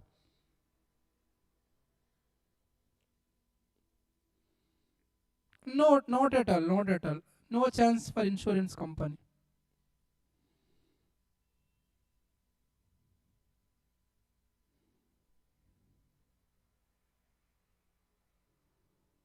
Next one, Ind AS 2 is very small standard. I will cover, not important also. Ind AS 2 standard name is inventory valuation. This is important for MCQ. Ind AS 2 is applicable to all inventories except financial instruments and biological assets. For these two assets, standard is not applicable. And Ind AS 2 mainly says you should value our inventory at a cost or NRV, whichever is lower. NRV means what? NRV means net realizable value. So directly let's attack on problematic part. Yeah. Have a look. This question they can't ask. Yeah, question number 4.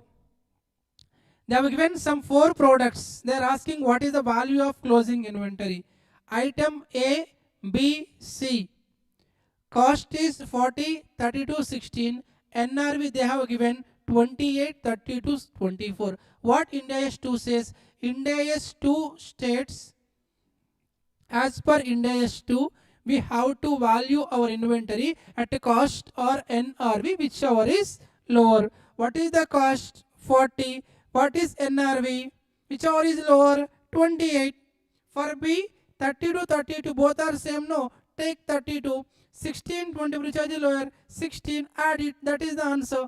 32, 28, 32, 16. Tell me, what is the answer? 76, that is the answer. Question number 5.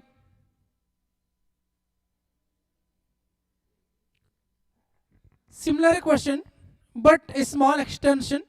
Cost of materials they have given, production expenses incurred. At the same time, selling and distribution expenses to be incurred. So formula for NRV is NRV equals to estimated selling price minus estimated selling cost. This is estimated selling cost. This is estimated selling price. So this is directly attributable cost. No, these two are together called cost. Then product P cost is 10,000 plus 2,000, 12,000. Product S 5,000. Product T 15,000. Don't take last one. That is the total amount. Students generally take this figure also. Don't do that. Ignore the total column. Okay. So product P cost is 12,000. What is NRV? NRV means 15K minus 1K, 14K. Whichever is lower? 12,000. For product 4,500 minus 500, 4,000. Whichever is lower? 4,000. That's it. That is the maximum question they can ask. One more question is there. Oneida, Philips, Sony. So total cost they have given 10 plus 3, 13. NRV 18. Whichever is lower? 13. Here 22, 30, 22. Here you should know we have to consider all directly attributable cost also. Okay.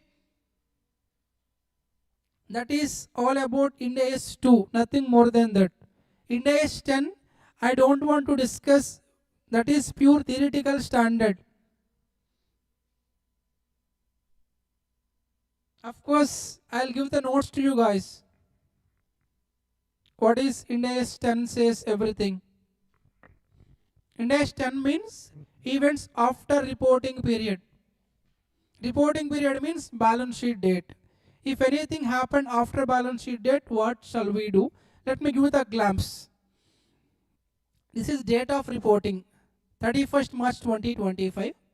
Definitely, before releasing those to the public, we have to take approval from the board of directors. Approval date is 30th June. In between anything happened, some accident has happened, what to do? Some theft is happened, what to do? These are called events after reporting period. If anything happened after this date, they are not called as events after reporting period. This standard is applicable only this between these due dates. Okay. What to do if that is adjusting event, adjust, otherwise ignore. Okay, I will not focus on this standard. So this is Ind AS 1 to 10, but these three standards are not important for your exam. Next two standards are important. They are Ind AS 19 and Ind AS 33. Definitely 7 marks question from this area. Okay, let me open the most important standard, Ind AS 33.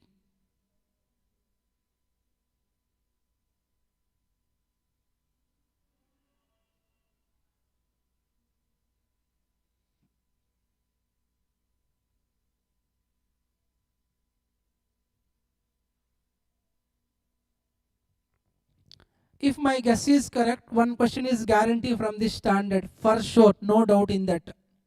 Otherwise, question from Ind AS 19. Otherwise, please ask me. Okay, thank you so much, Nani. Yeah, let me take a small water break. Just 1.5 minutes. I'll be back. Don't go away. Please stay. Just I will be back within 1 minute.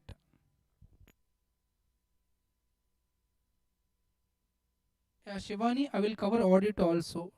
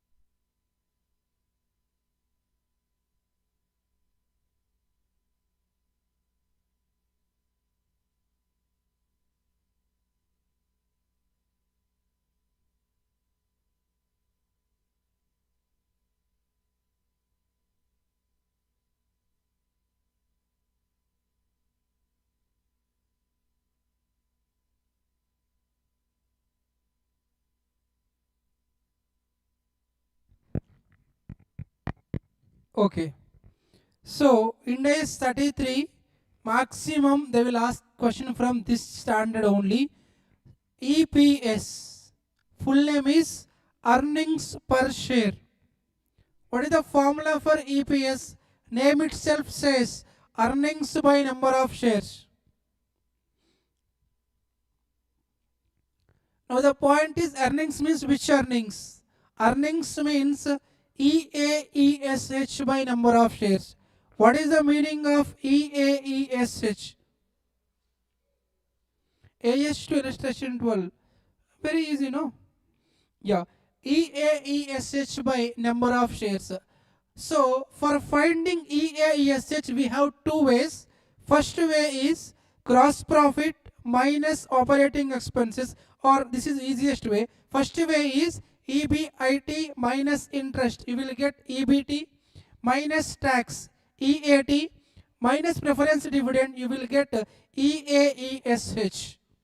Or another way is there, if they have not given this content, they may give you gross profit and operating expenses.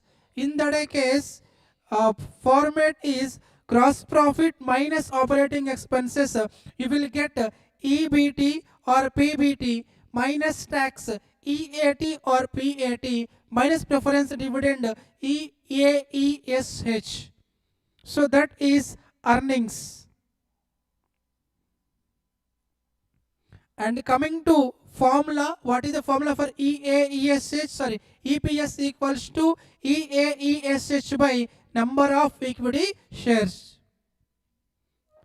Yeah, everybody look at the screen and give me the what is the EPS answer. Everybody comment in your comment section.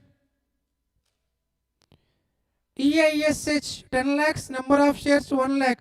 What is EPS? 10 lakh by 1 lakh. 10 rupees only. That's it, no? Example number 2.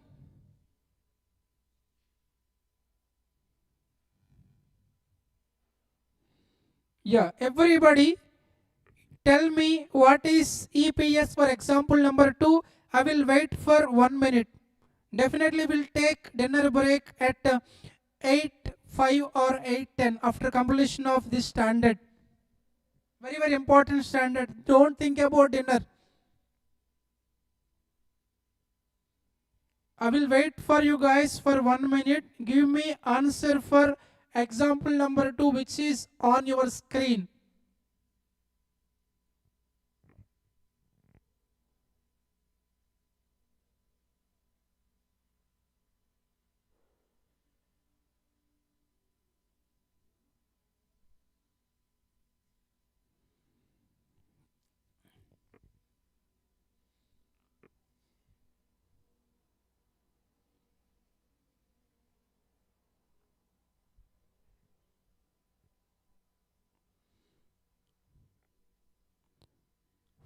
Five. Anybody? Remaining people also please participate. What is answer for the question which is on your screen?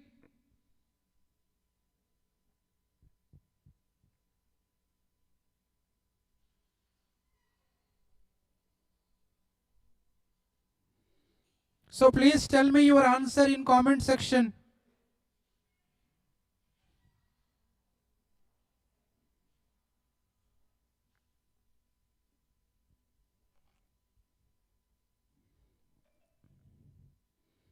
$6.32.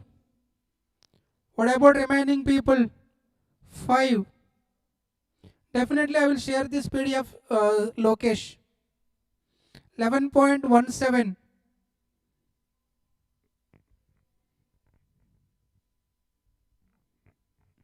Yeah, listen. Generally people will think that EPS equals to EAESH by number of shares. That means 10 lakh by number of shares means 1 lakh plus 1 lakh, total 2 lakhs. 10 lakh by 2 lakhs equals to 5. This is not a correct answer. This is wrong answer. Sir, why this is wrong answer, sir? Why? Because this 1 lakh shares with us from the beginning of the year, but these 1 lakh shares are not with us from the beginning of the year. They are with us only from 1/9/2023 only. How can you take they are with us for full year? That is not at all correct. Then what to do, sir? Listen, for every question in Ind AS 33, this calculation is very, very important. Sir, how to do it, sir? First, to draw one small calendar in your answer sheet. Write the beginning date. What is the beginning date? 1/4/23. Write the ending date. What is ending date for this year? 31st March 24. After that, write remaining dates in the question. Remaining date is only 1/9/23. Where can I write 1/9/23? Somewhere here. 1/9/23.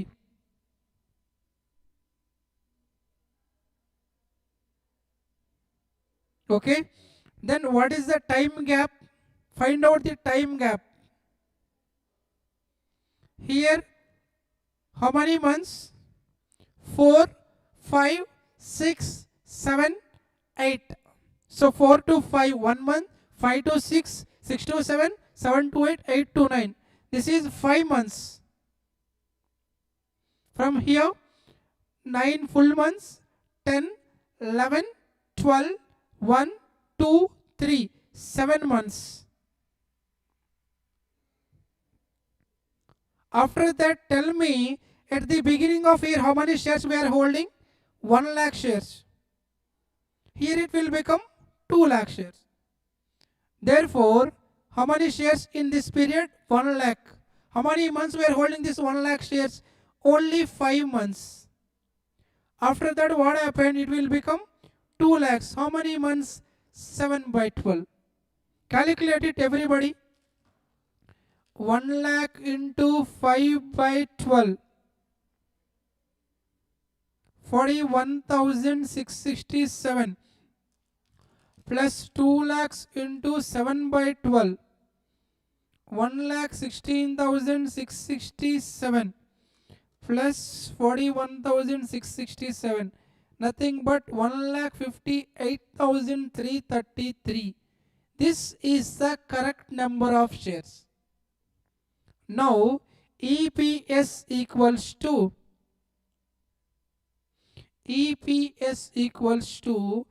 that. What is the EISH? 10 lakh rupees, right? 10 lakh by 1,58,333. 10 lakh by 158,333. Answer is 6.315. So this is called VANS. VANS means weighted average number of equity shares. Okay, this is how you have to find out EPS when there is change in number of shares. If there is buyback, reduce it. If there is issue, add it. Nothing more than that. Okay.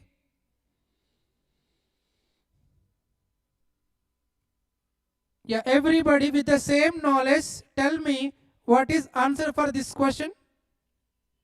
With the same logic. Quick. Let's complete this standard and let's go for the dinner break. Quick, give me the answer for this question. Quick. I will wait for you.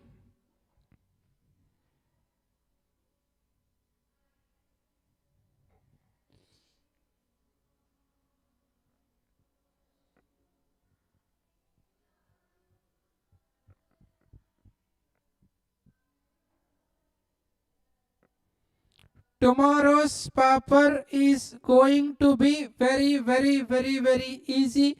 That is my promise.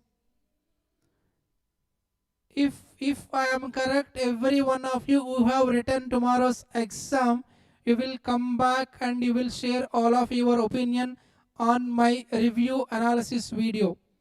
In comment section of my review analysis video in audit paper, in paper number 10, come back and give your opinion.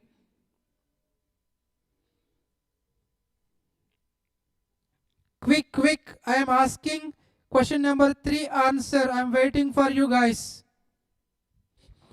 So same, what you have to do, you have to first draw the calendar and write the year beginning date and year ending date.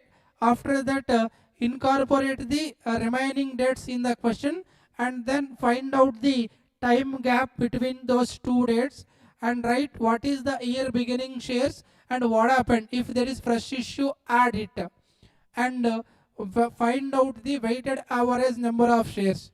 Number of shares into that period by 12 months, like that. Definitely, of course, I will do it within half minute. I'm just giving you for practice purpose only. Yeah, I'm getting answers from student community.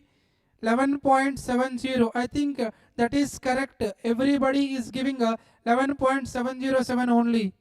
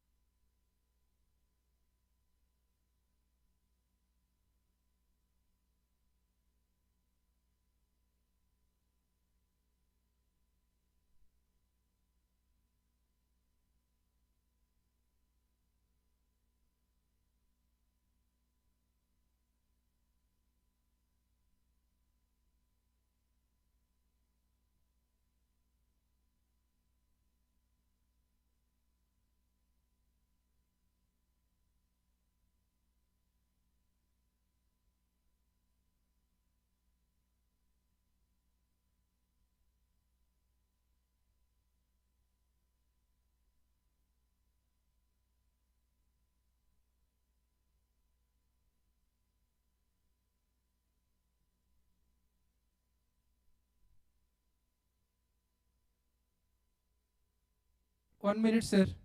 Please do it.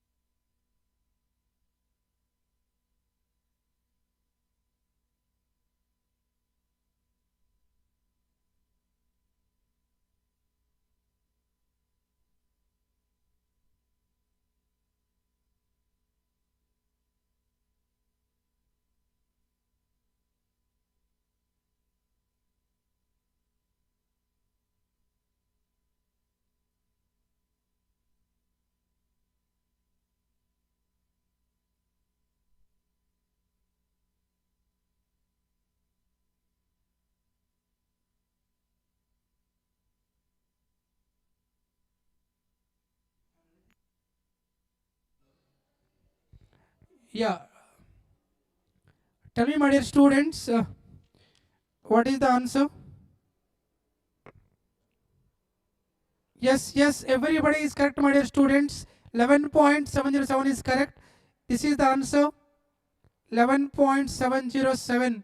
First, draw the calendar and incorporate the dates and time gap. That's it. Formula finally, EPS equals to EAESH by Vance. But in your examination, you have to write this terminology. EPS equals to profit or loss attributable to ordinary equity shareholders divided by Vance. You have to use this terminology. So let's go to the problematic part.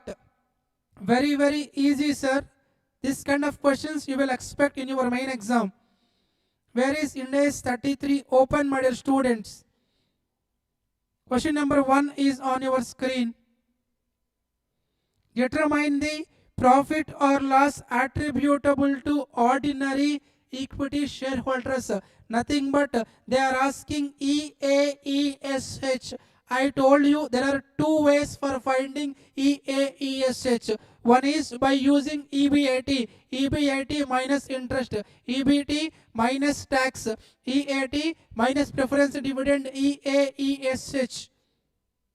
Another way, by using gross profit minus operating expenses, EBT minus tax, EAT minus preference dividend, EAESH. Second question, they are asking Vance. Just now we did it, no? And everybody give me answer for question number 2. We will do it diluted EPS also, don't worry. Everybody tell me what is weighted average number of shares for question number 2, my dear students. All 120 people.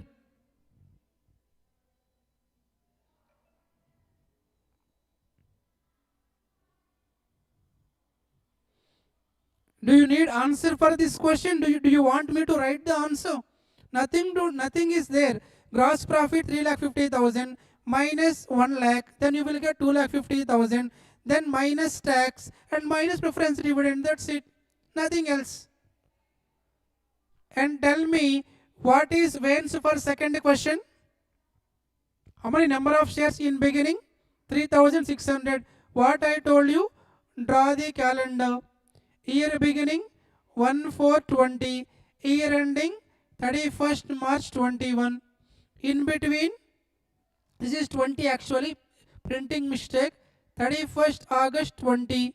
One more date is there, 31/1/21. Find out the gap. This is 4 means 4, 5, 6, 7, 8, 5 months. This is 5 months, this is 2 months. What happened? Here, beginning shares 3,600, again fresh issue 4,800, buyback reduced 4,200, just normal calculation. That's it. Your answer is correct. 4,200, sir, not 4,400.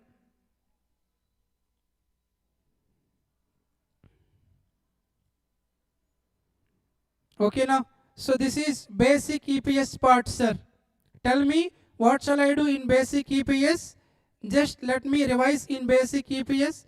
First one, you should draw the calendar and write the beginning date and ending date and incorporate the remaining dates and find out the time gap and write the beginning shares, and if fresh issue add buyback less and find out weighted average shares.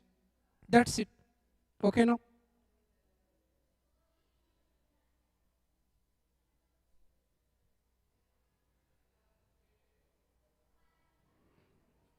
So everybody know, because you already completed your preparation and revision.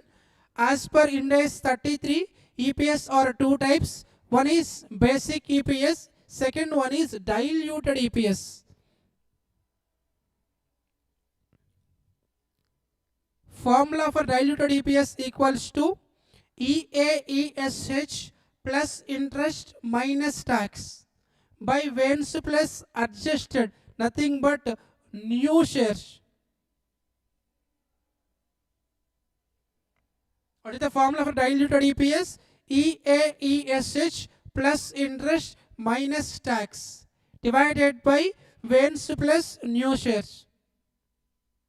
Okay, let's take a dinner break. After a break, definitely we'll complete remaining Ind AS and cash flow schedule 3. After that, audit also. I am super excited. I will not leave this session after till completion of audit.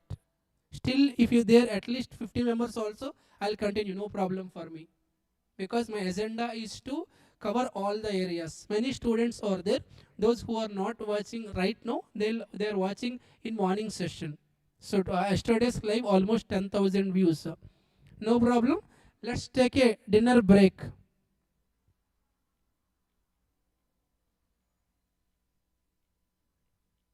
Up to 8:30 p.m.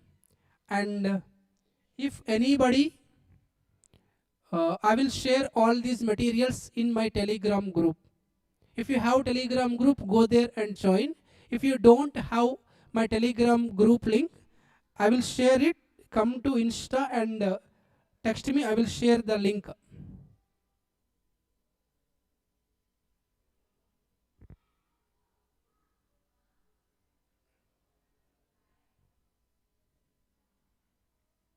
I will cover all standard. You don't worry, sir. You don't worry. Let's take a dinner break and come back.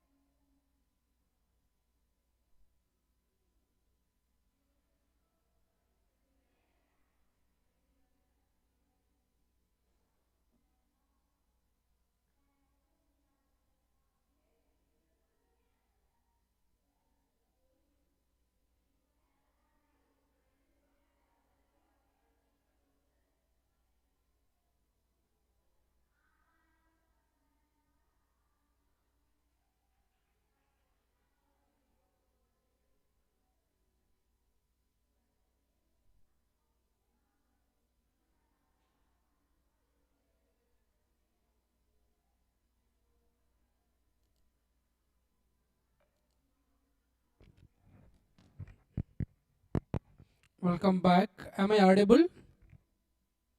Just I am sharing material. You can check it out. In that group, I have shared the material.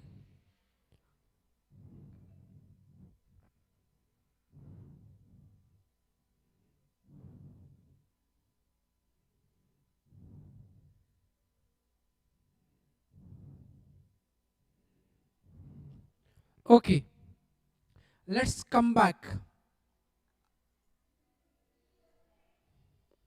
Where we struck in Ind AS 33, EPS are two types: basic EPS, diluted EPS. Basic EPS formula EAESH by weighted average number of equity shares. Just now I told you how to find out EAESH, how to find out wins. For finding EAESH we have two ways. One is by using EBIT, second one is by using gross profit. And I told you how to find out wins as well.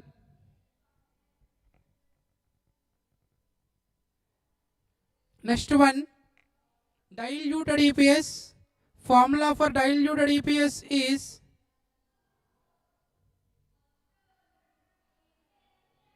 EAESH plus interest minus tax by wins plus new shares. So let's solve one question from diluted EPS as well. Question number 2 is normal. Question number 4. Have a look at question number 4. D Limited had outstanding ordinary shares. Just now it is shared in group. You can check it out. Ordinary shares totally 10 lakh shares on 1/4/2020. Profit for the year 20 lakhs. D Limited had 12% convertible debentures outstanding of 100 each to be converted into 10 ordinary shares. Tax rate 30%. You are asked to calculate basic EPS as well as diluted EPS. What is the formula for basic EPS? Basic EPS equals to EAESH by weighted average number of equity shares.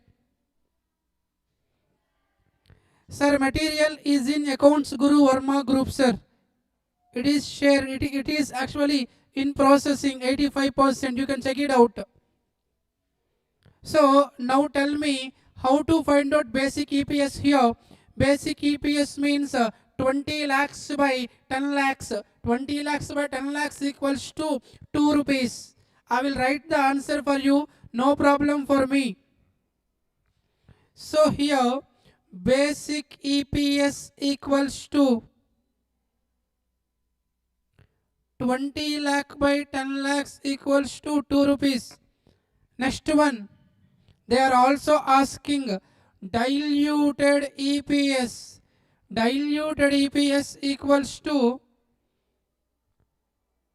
profit plus interest minus tax by old number of shares plus new shares. What is interest on it? Interest 20,000 debentures, each 100 rupees into 12%. Do it.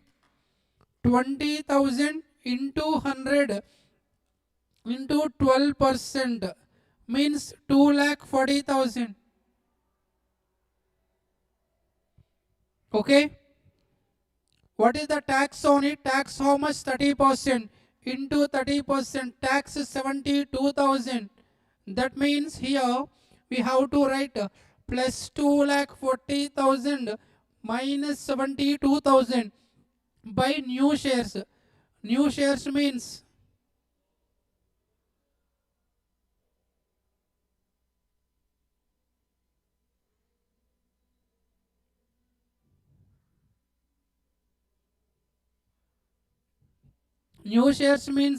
each debenture is converted into 10 shares. How many debentures we have? 20,000 into 10 means 2 lakh new shares it will be. This is the diluted EPS. Calculate it.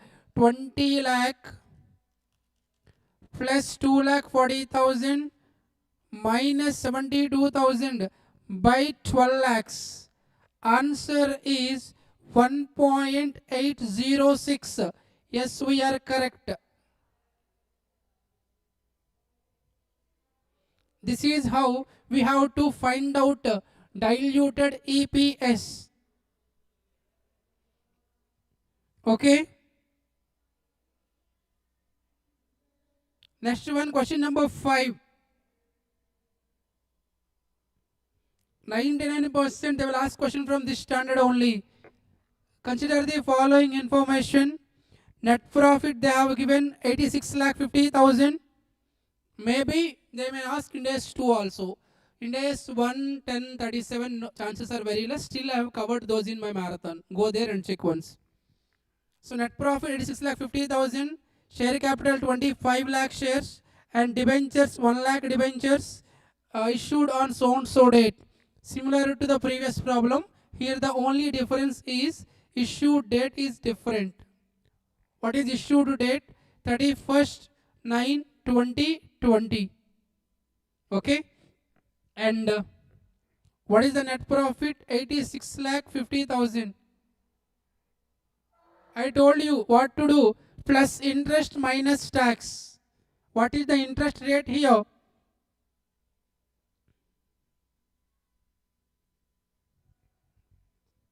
86,50,000 plus interest how much? 25 lakh. No.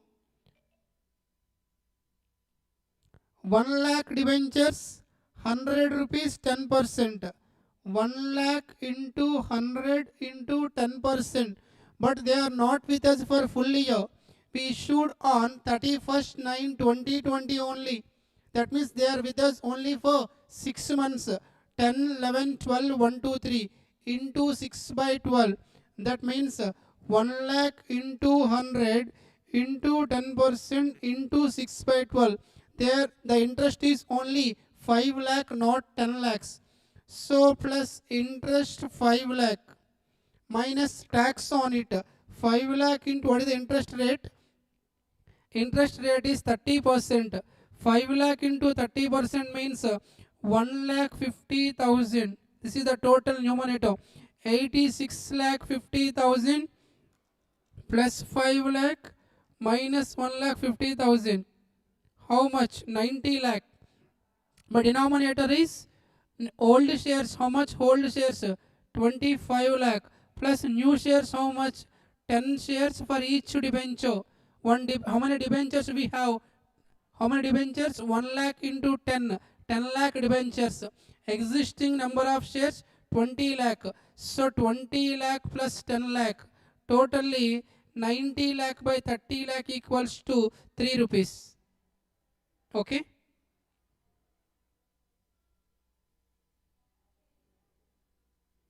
That is the answer for this question. You can expect this question also. And question number 6. Net profit for 1920, 10 lakhs, 2021, 15 lakhs. Number of shares prior to this question is rights issue and bonus issue. First of all, let's do bonus issue question. I think question number 1 or 2, 3. Yeah? Yeah, question number 3 is from bonus issue. Remember, my dear students, whenever there is question from bonus issue or rights issue, you have to find out adjusted EPS or restated EPS. Okay. C Limited had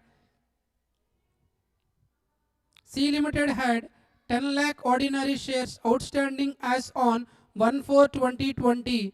On 1/1/2021, it issued 2 ordinary shares bonus for each share outstanding on 31/12/2020.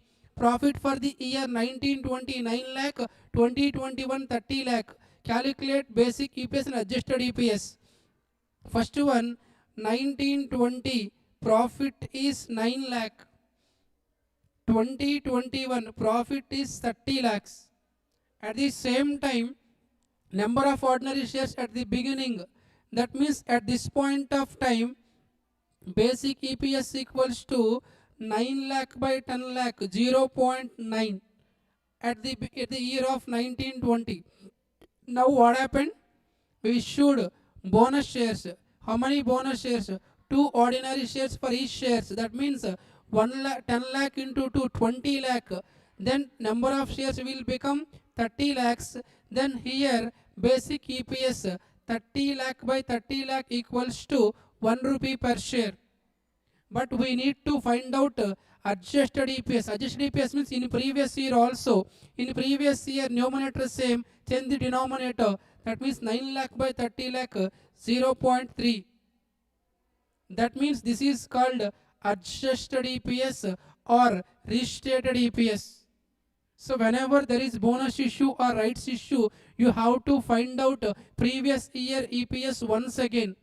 This is how we have to answer for full marks. 7 out of 7 you will get it. And in rights issue, you have to understand the rights issue chapter. Actually rights issue is very small chapter. I think you know the rights issue chapter. We have only 3 formulas. Every time they are asking one question from rights issue, but in recent exam they have not asked a question from rights issue. This time let's expect question from rights issue. So let's first complete rights issue and let's come back to this chapter again. Okay, and I will also open material which is given to you. Where is our chart?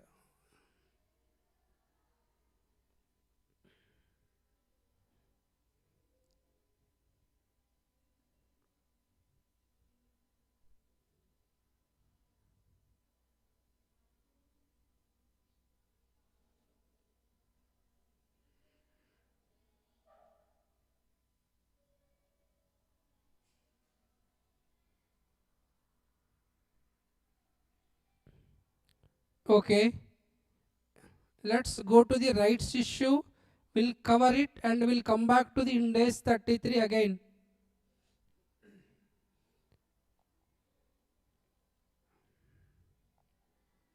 In rights issue, we have only 3 formulas.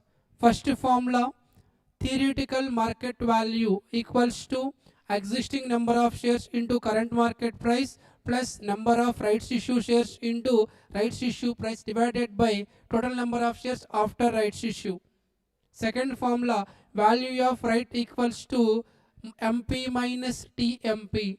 Third formula, percentage of increase in capital equals to change in capital minus old capital into 100. So every time they are asking one question from this area, but in recent attempt they have not asked a question from this chapter. So let's expect we have only one question, we'll do it.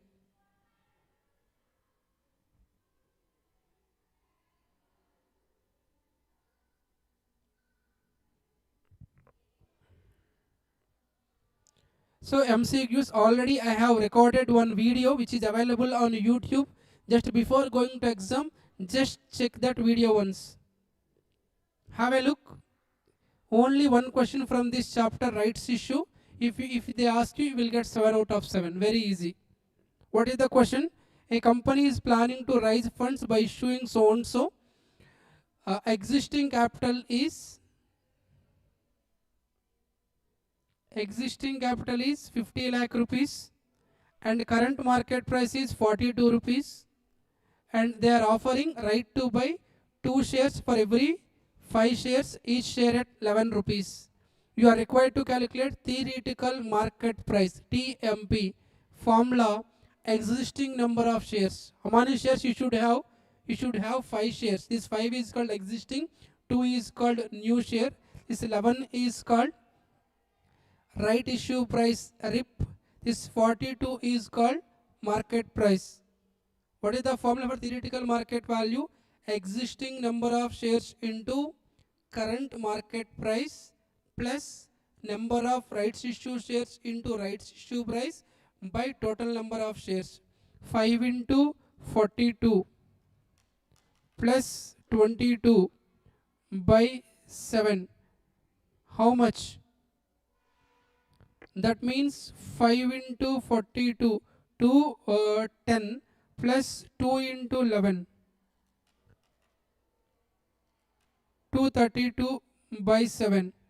33.14 is the answer for theoretical market value. Second one, value of right. Formula MP minus TMP. MP how much? 42 minus 33.14. How much? 8.86. Third one, percentage of increase in capital equals to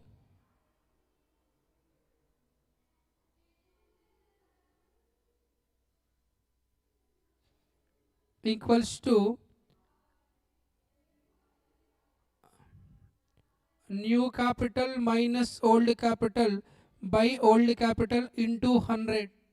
So we know the old capital, right? How much old capital? 50 lakhs minus 50 lakhs by 50 lakhs into 100. New capital means how many number of shares we are issuing. That means simply you can write one more thing. By simply you can write new by old. What is the new share? 2. What is the old share? 5. 2 by 5 into 100. Simple, you can write it 40%. That means right issue shares by new shares into 100, 40%. Okay now? So very easy. If you will get, if they ask, you will get 7 by 7. Now come to Ind AS 33, that question.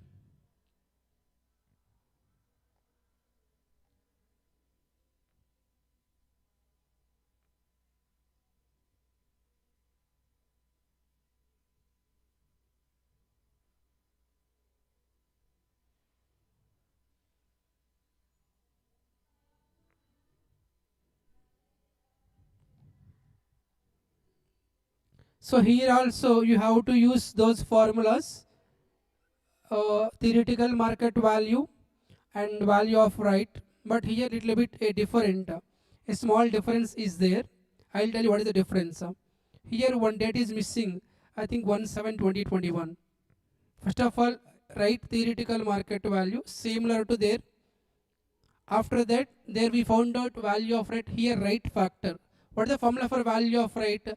MP minus TMP.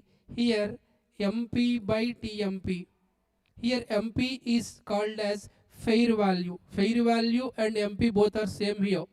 So in this chapter, formula will be in minus plus, we have to divide it. Then you will get right factor. No?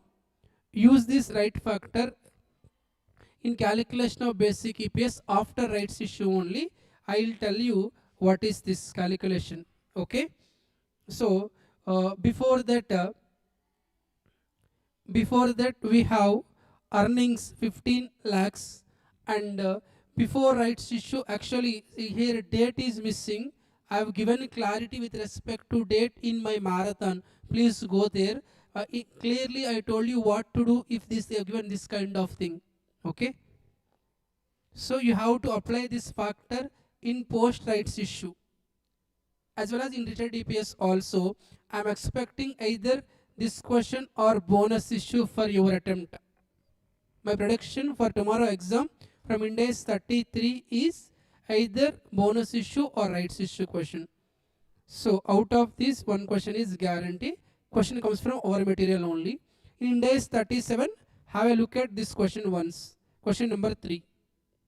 Okay, and come back to the remaining standard, that is Ind AS 19. Chances are high examiner has the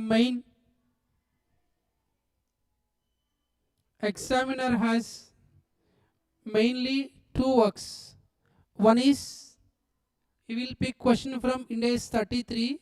If they don't want to pick Ind AS 33, the next option is Ind AS 19.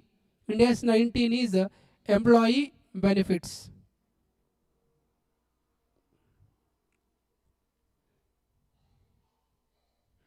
So MCQ chance is there.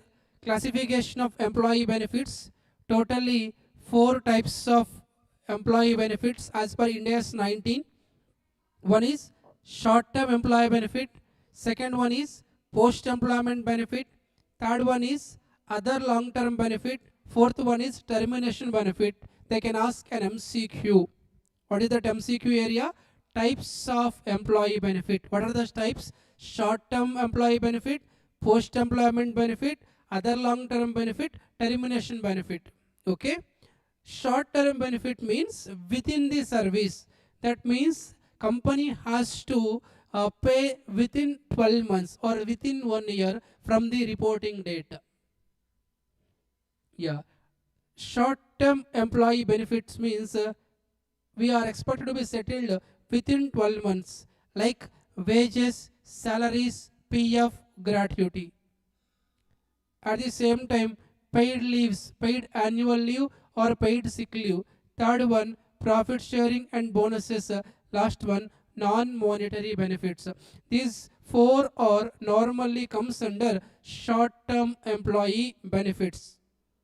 Short-term employee benefits means settled within 12 months. You have to remember these examples also. They may frame an MCQ. Which of the following is not a short-term employee benefit? So please remember, what are the short-term employee benefits? Wages, salaries, PF, gratuity, paid annual leave and sick leave, profit sharing and bonuses, non-monetary benefits. Okay. Next one, post-employment benefits or like retirement benefits. Other long-term employee benefits like long-term paid absences and long-term disability. Termination benefits like VRS. Here we have to discuss each and every point in detail. The first category, short-term employee benefits. Short-term employee benefits are mainly like salaries, wages, that kind of thing. If you are paid in that year, what is the entry? Wages to cash or salary to cash, that kind of thing. If they are unpaid, they have not yet paid, treat it as a liability. If you paid, that is an expenditure. If you unpaid, that is a liability. What is entry for liability? If that is wages, entry is wages account debit to wages payable. If that is salary, salary account debit to salary payable. No sir, I am prepaying it, that is asset. Entry is prepaid wages account debit to cash or prepaid salary account debit to cash. So this is not a big thing, but this concept is important for our examination point of view. That is paid leaves, paid annual leave or paid sick leave. So indirectly, I am not focusing on concept in examination perspective only. Treatment is depending on whether that paid leave is an accumulating paid leave or non-accumulating paid leave. If that is a accumulating paid leave, sir, what is the meaning of accumulating paid leave? What is the meaning of non-accumulating paid? Let's see first of all. Accumulating paid leaves means unused leaves will be carried forward to the future years. Non-accumulating paid leaves means it will not be carried forward to the future years, lapse in current year only. Okay, na sir? What is the meaning of accumulating paid leaves? Accumulating paid leaves means, for example, in a business, totally they are giving 10 paid leaves. I have used only 6 leaves. The remaining 4 leaves are called unused leaves. If they want to carry forward for future years, that is called accumulating paid leaves. If they are not carry forwarding for future years, that is called non-accumulating paid leaves. Actually, it is depend upon business to business, company to company. Some companies following accumulating paid leave policy, some companies following non-accumulating paid leave policy. What is the treatment? If you are following accumulating paid leave policy, if you are following accumulating paid leave policy, you have to create provision. If you are not following accumulating paid policy, if you are following non-accumulating paid leave policy, that means you are not carry forward into the future years. You are not carry forward in the future years.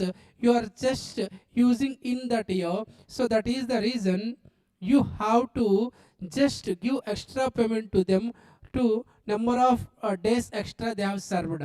Okay, simply tell me what is the answer.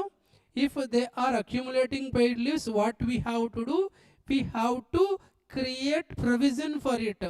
If that is non-accumulating, give extra payment to them.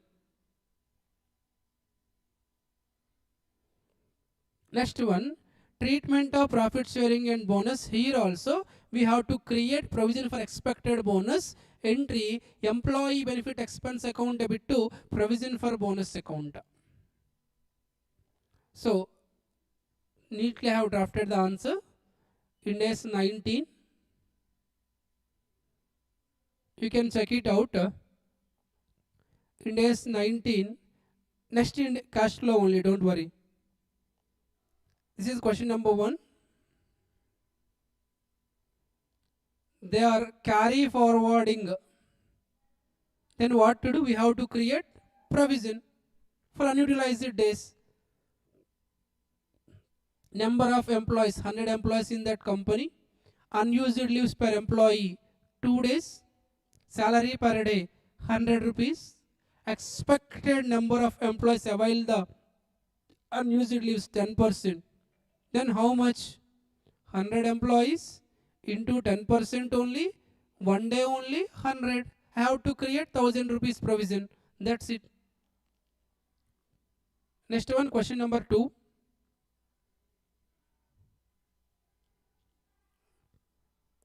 Unutilized leaves not allowed to be carried forward. That means that is concept of non-accumulating policy. What to do? We have to create, no need to create provision. We need to pay extra salary for extra days. How many days he has worked for extra? 2 days. Then what to do? 15 lakh is the salary per year for 300 days. Per day how much? 5,000. Okay. Unused leaves 2 leaves. Then we have to give extra salary per 2 days. 15 lakh plus 10,000. 15 lakh 10,000.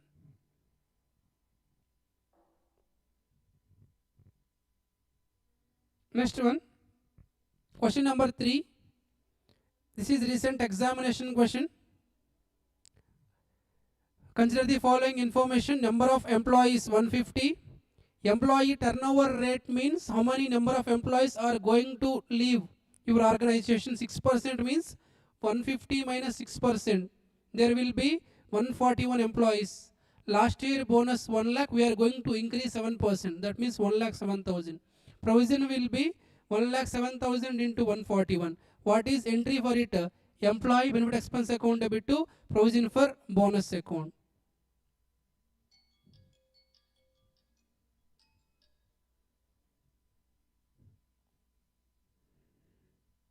Question number 4. It is related to plan asset and liability. Yeah. One more small concept, that is accounting for post-employment benefits. So we need to give post-employment benefit to our employees. So actually we have some plan asset and we have some future obligation.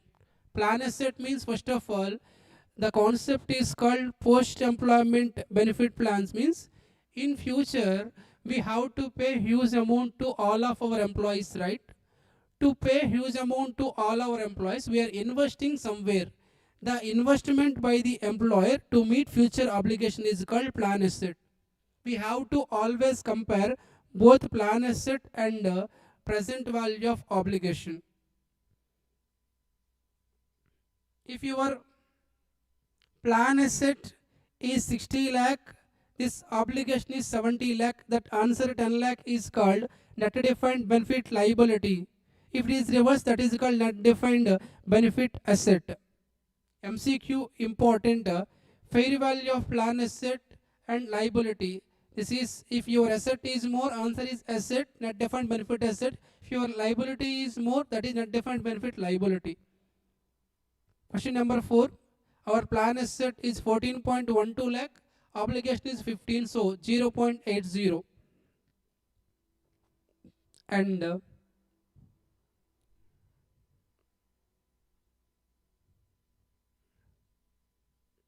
yeah, this question is also important.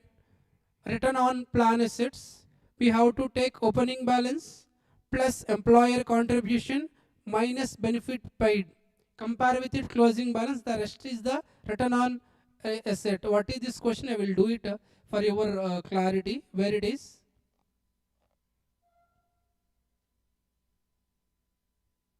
Yeah, this question everybody have a look. Our beginning investment how much? 2 lakh rupees.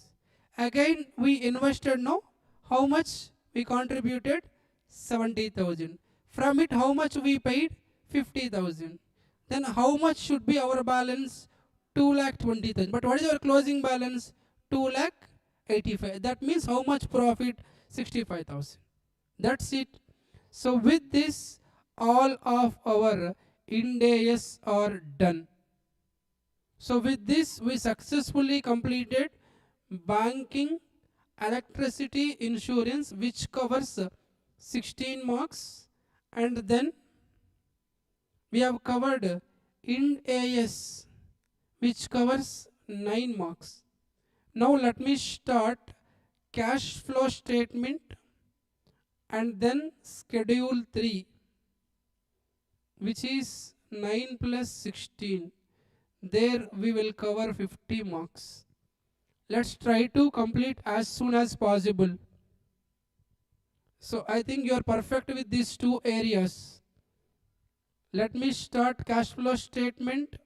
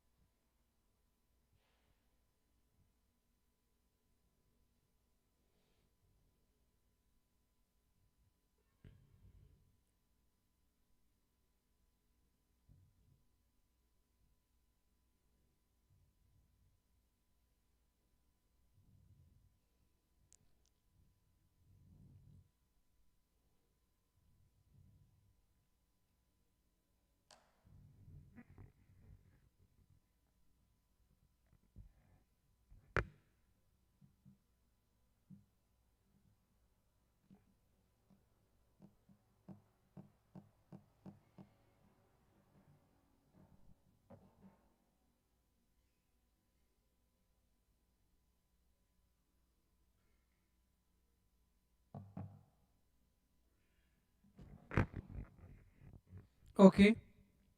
Cash flow statement. Cash flow means, here flow means 2 types of flows: cash inflow, cash outflow. Cash inflow means how cash is come into our business. Cash outflow means how cash is going out from the business.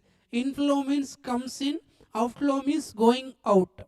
From this chapter, one question is guarantee. Sometimes they are asking one MCQ also.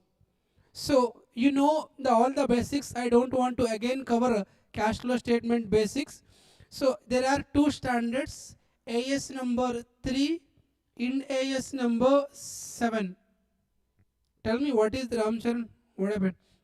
AS 3 cash flow statement, Ind AS 7 is also cash flow statement. So important for MCQ. And after that, total cash flows. Just now we covered cash inflows, cash outflows.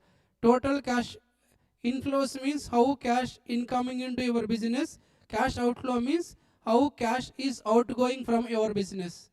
And as per Ind AS 7 and AS 3, there may be some kind of non-cash items or non-cash transactions. Non-cash items or non-cash transactions means where there is no involvement of cash.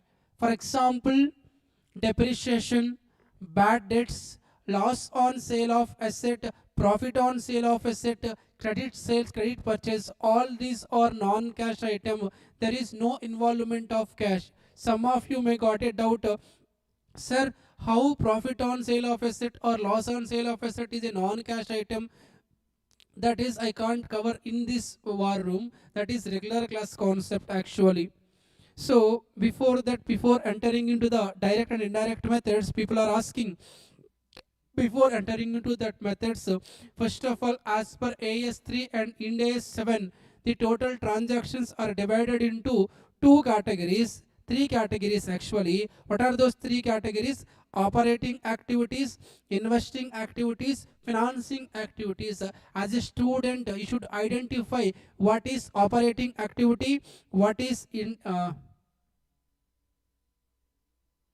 what is operating, what is investing, what is financing. Operating activities means which are day to day in the normal course of business, like purchase of goods, sale of goods, payment of wages. All these are routine in nature. They are called operating activities. Next one, investing activities means if you are dealing with any fixed assets or investments, if you are spending your money in somewhere, you are purchasing or you are disposing or selling, they are called investing activities. For example, not only purchasing land, building, machinery. Next, schedule 3 only. Not only this, if you are purchasing some other company shares also, that is also investing. The last one, financing means other than other than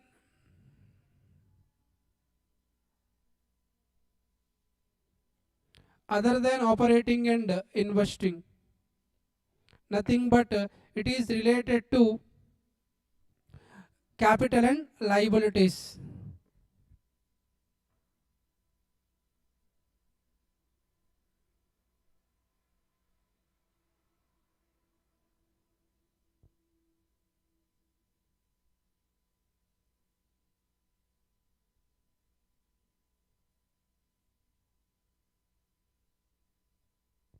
Okay. Example, issue of shares, debentures, bonds, redemption, all these comes under what? Financing activities. And apart from this, interest paid received. So I have one chart for it. I think you know what is the meaning of FIs and others. FIs means financial institutions. For them, interest paid is a operating activity. For other people, that is a financing activity. Interest received, for them operating activity, for others investing activity. Dividend received, for them operating activity, for others investing activity. Dividend paid for all the people, that is a financing activity only. Next one, there are two methods. One is direct, second one is indirect method. Direct method means what? We will take all receipts minus all payments. That's it. Operating activities, all receipts, all payments. Investing, all receipts, all payments. Financing, all receipts, all payments. But indirect method, what is the procedure? We have to starts with net profit plus non-cash expenses like depreciation, bad debt, loss on sale of asset, and less non-cash incomes. Okay, this is how we have to find out operating, investing and financing, both are same. So 99% they will give you indirect method only. This is the formula, this is the format for indirect method. Have a look. This is direct method actually. Operating, receipts from customer, paid to supplier, all direct expenses.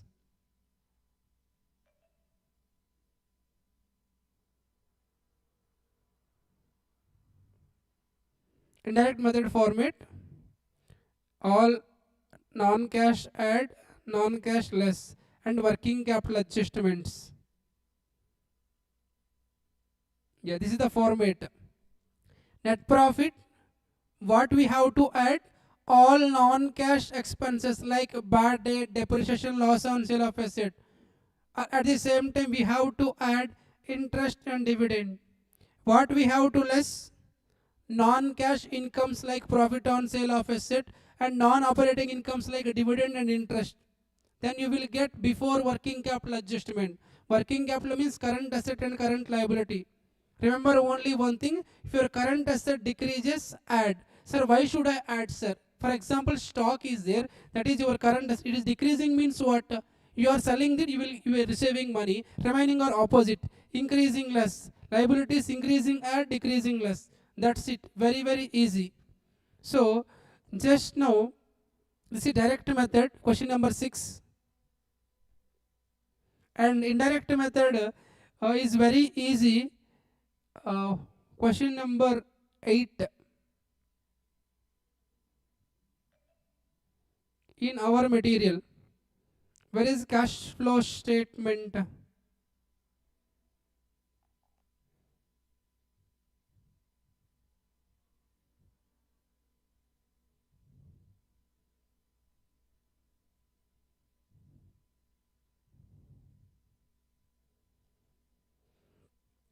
In cash flow statement, you can expect only small questions. Don't expect very lengthy questions. They will give you very small questions with small tricky point.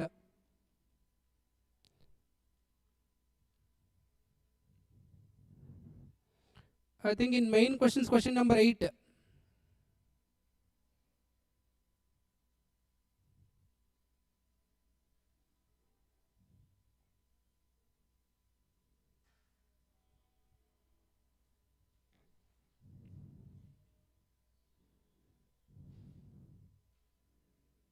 Yeah, have a look. They have given operating profit after doing all these things. Very small adjustments. Because lack of time, I can't do in detail. But uh, before going to your exam, everybody in the class, please solve previous 3 attempts question papers cash flow statement question. I repeat, before going to exam hall, every one of you solve previous 3 attempts cash flow statement questions. Without preparing cash flow statement questions, don't go to examination hall. Question comes from those areas only, believe me. And after that, just I will roughly revise schedule 3 question. So schedule 3, again every time they are asked only one question as a 14 marks question in our schedule 3 chapter. So this is the area where you can expect 14 marks and one MCQ. Already I told you our target is not to get 14 by 14, guess only 10 by 14. If everything permits, we will get 11 or 12 by 14, and one MCQ guarantee you can answer it.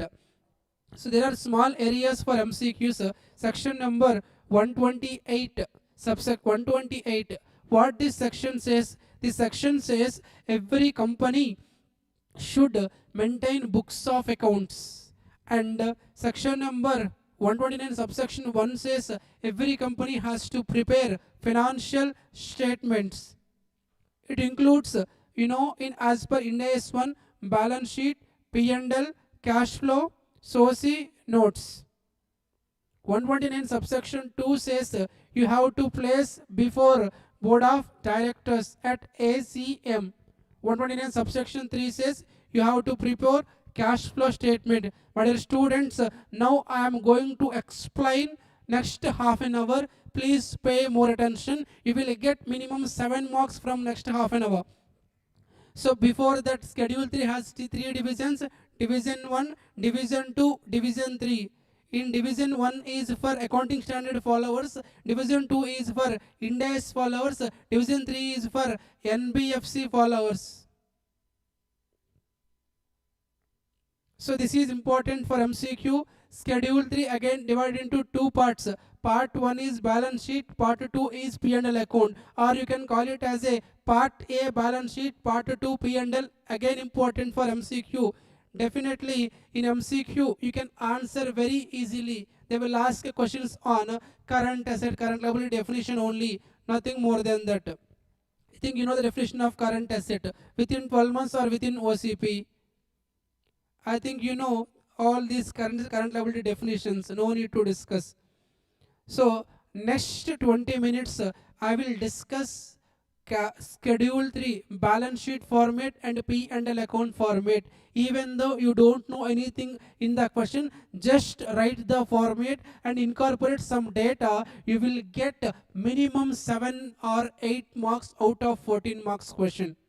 Okay, so first of all, this is our normal balance sheet, right? We will follow horizontal format. Left side capital and liabilities, right side assets. This time we are just turning that format into vertical format. So these two are called share capital and reserve surplus are called shareholder funds. This entire head is called equity and liability. So mainly in balance sheet, main two heads are equity and liability, other side assets. Under equity and liability, shareholder funds, non-current liability, current liability. Under assets, non-current assets, current assets. My dear students, just I am showing you format of balance sheet. Just stay attention on this balance sheet format. Just observe that balance sheet just for 60 seconds. I'll remove my picture here. Just observe this balance sheet. Just write this balance sheet format in your exam.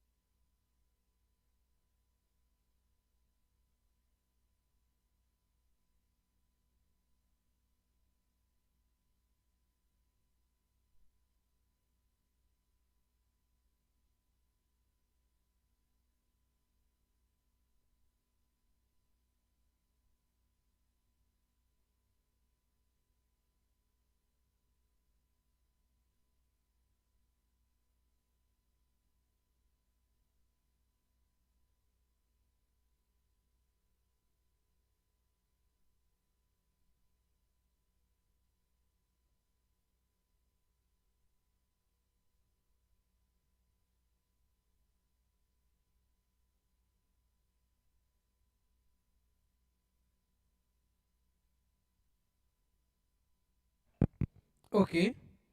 So what is the main heads? Equity and liabilities. Here assets, they are the main two heads. Under equity and liabilities, again four heads: shareholder funds, non-current liabilities, current liabilities. Apart from it, one more head is there, that is share application money pending allotment. Under assets, only two heads: non-current assets, current assets. Under shareholder funds, share capital, reserves and surplus, money received against share warrants. Under second one, no subheads. Under non-current liability, long-term borrowings, DTL, other long-term liabilities, long-term provisions. Under current liabilities, short-term borrowings, trade payables, other current liabilities, short-term provisions, total amount. So just we have to replace here short-term. Here in DTL plus it will become trade payable. Under asset side, non-current assets, current assets. Under non-current assets, PPE and intangible assets, non-current investments, DTA, long-term loans and advances, other non-current assets.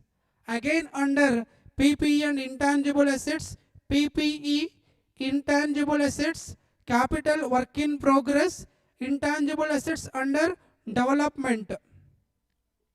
Under second, third, fourth and fifth, there are no subheads. Under current assets, current investments, inventories, trade receivables, cash and cash equivalents, short-term loans and advances, total.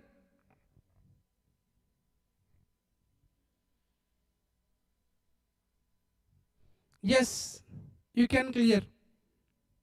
Okay, this is the format of balance sheet. Just write this format. And P&L format also I will show you.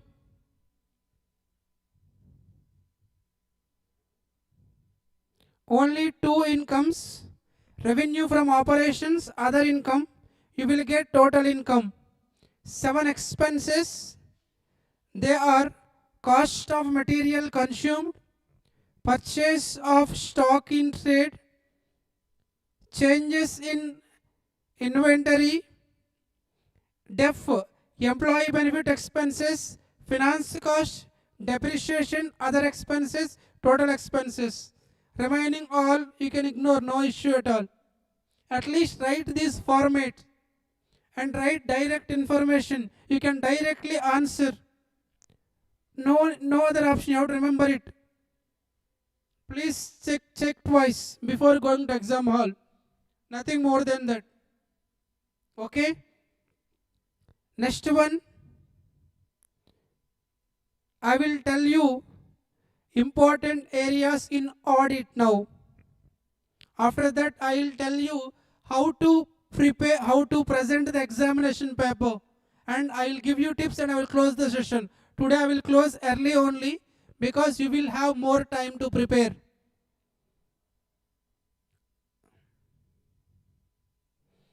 In auditing paper, already I have released so far 15 questions in audit. Once again, I'll share that file in your group. So this material also I will share it. This question is important. As per SA 200, what are the basic principles governing an audit? Very important. Integrity, objectivity, independence, confidentiality, skill and competence, work done by others, documentation, planning, evidence, accounting system and internal controls.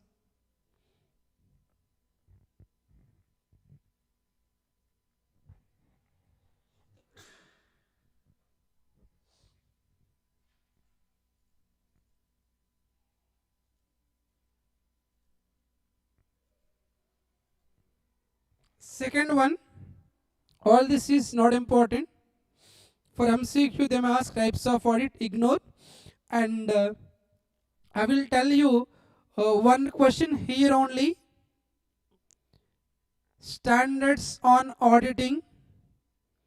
Where it is, where it is.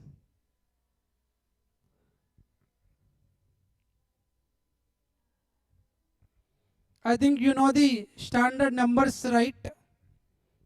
1 or 2 MCQs guarantee.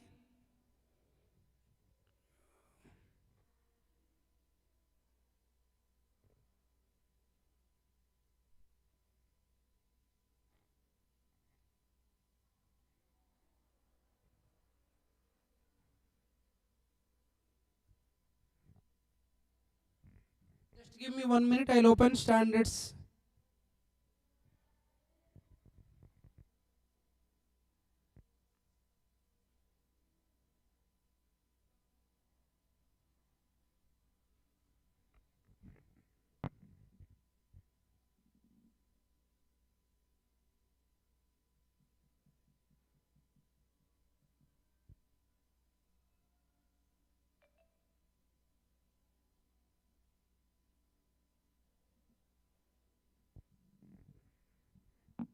It's my audit concept book. Give me 1 minute.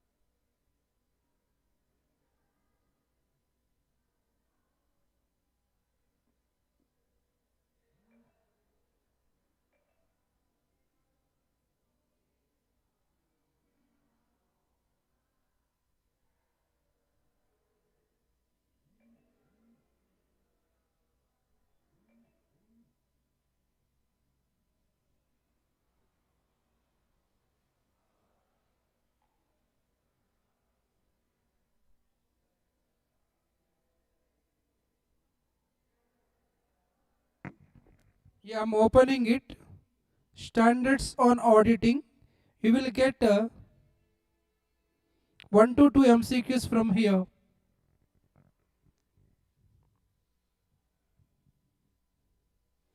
I will close this session at 10 p.m. You don't worry. And I will share important questions in audit, and I will share my materials and notes, whatever you want. Just I'm downloading the file. Please give me 1.5 minutes.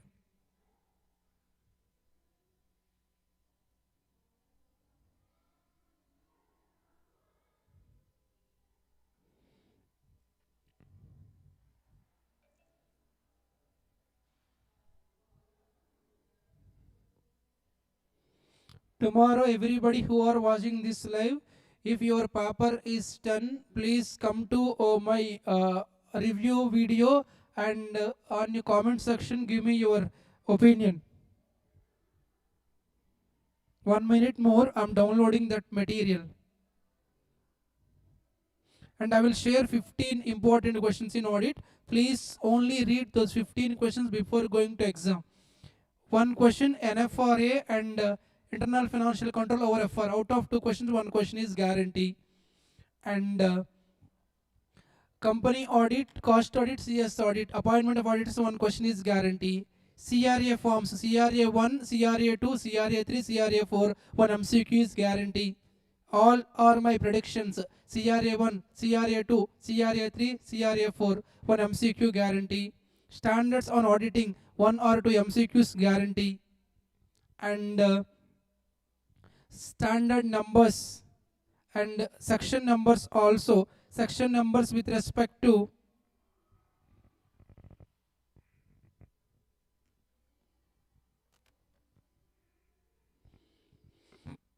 first of all open, come to the standards.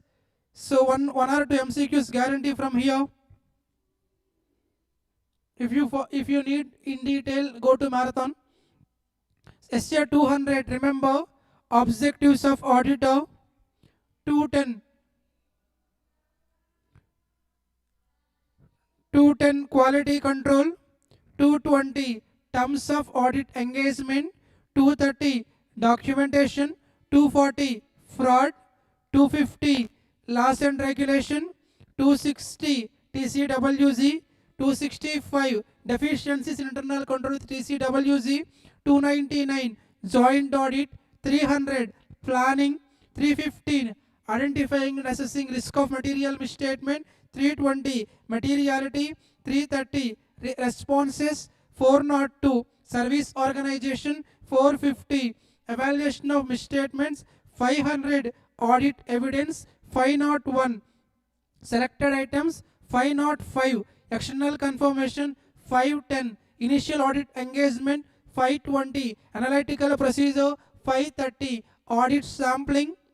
540 estimates. 550 related parties. 560 subsequent events. 570 going concern. 580 written representation. 600 another auditor. 610 internal auditor. 620 expert.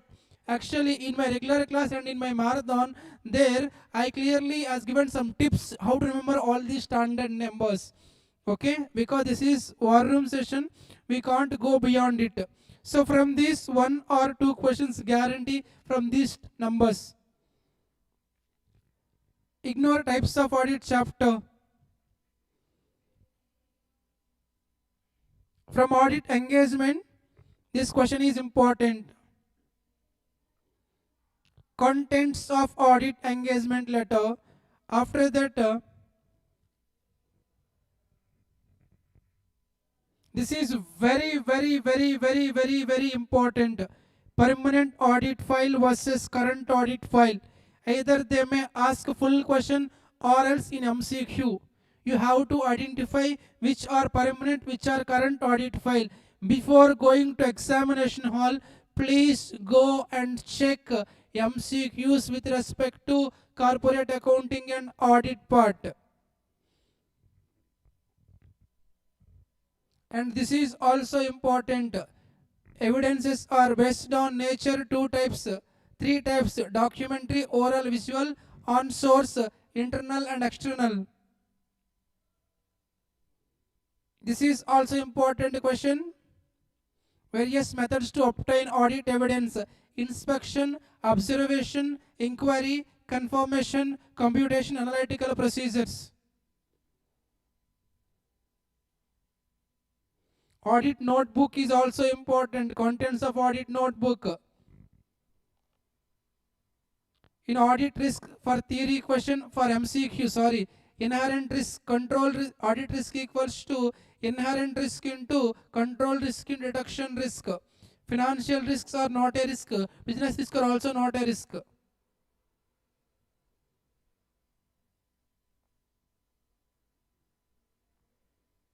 After that, again entire company audit checklist and questionnaire we have covered. In entire company audit, cost audit and CS audit, every point is important. In our regular class, in our marathon, we have covered in detail. And apart from it, I will tell you some MCQs. Audit sampling, I have given notes for it. Sir, before going to examination hall, please revise all auditing areas. At least concept book. Statute rate, we have covered each and everything. Remember section numbers and casual vacancy, everything we have covered. And here important area are CRA 1, CRA 2, CRA 3, CRA 4, as well as joint audit. In audit, yeah, this is the area where you can expect one MCQ. Where is that? Where is that? Where is that? CRA 1, 2, 3, 4. Yes. CRA 1 is maintaining cost record. CRA 2 is appointment of cost auditor, intimation to central government. CRA 3, cost audit report. CRA 4, filing report with central government.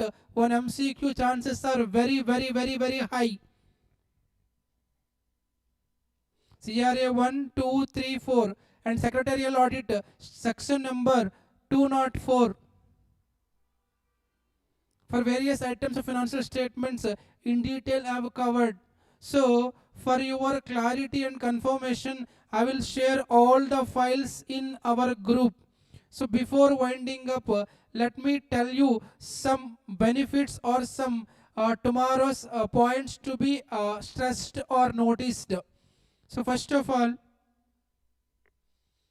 again same as yesterday's class, please don't start your answer sheet with your MCQs.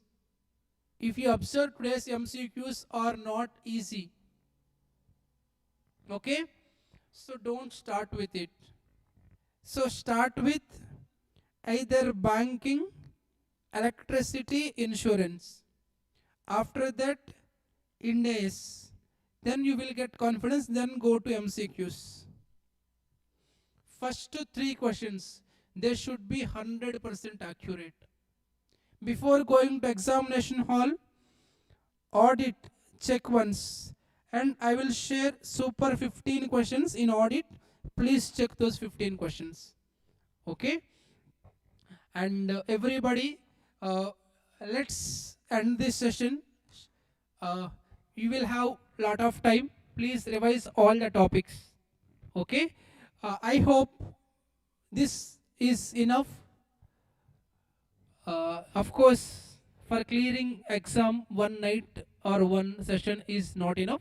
Still okay, we have done our level best. I hope every one of you will clear your exam.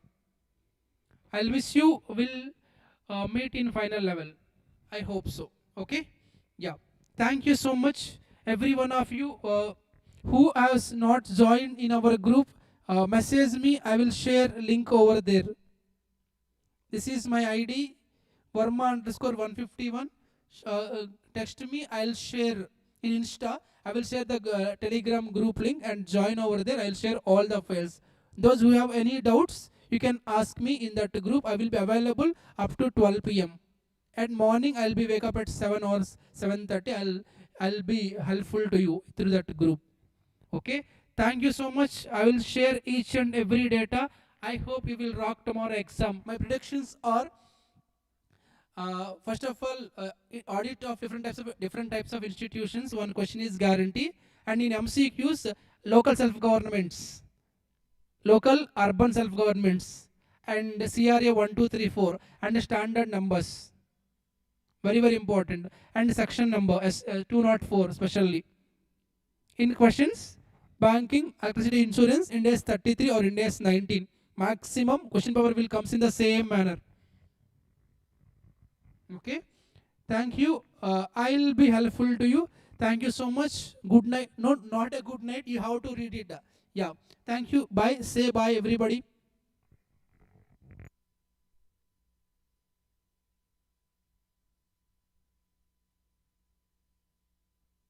And one more thing, underwriting also important. Don't ignore underwriting.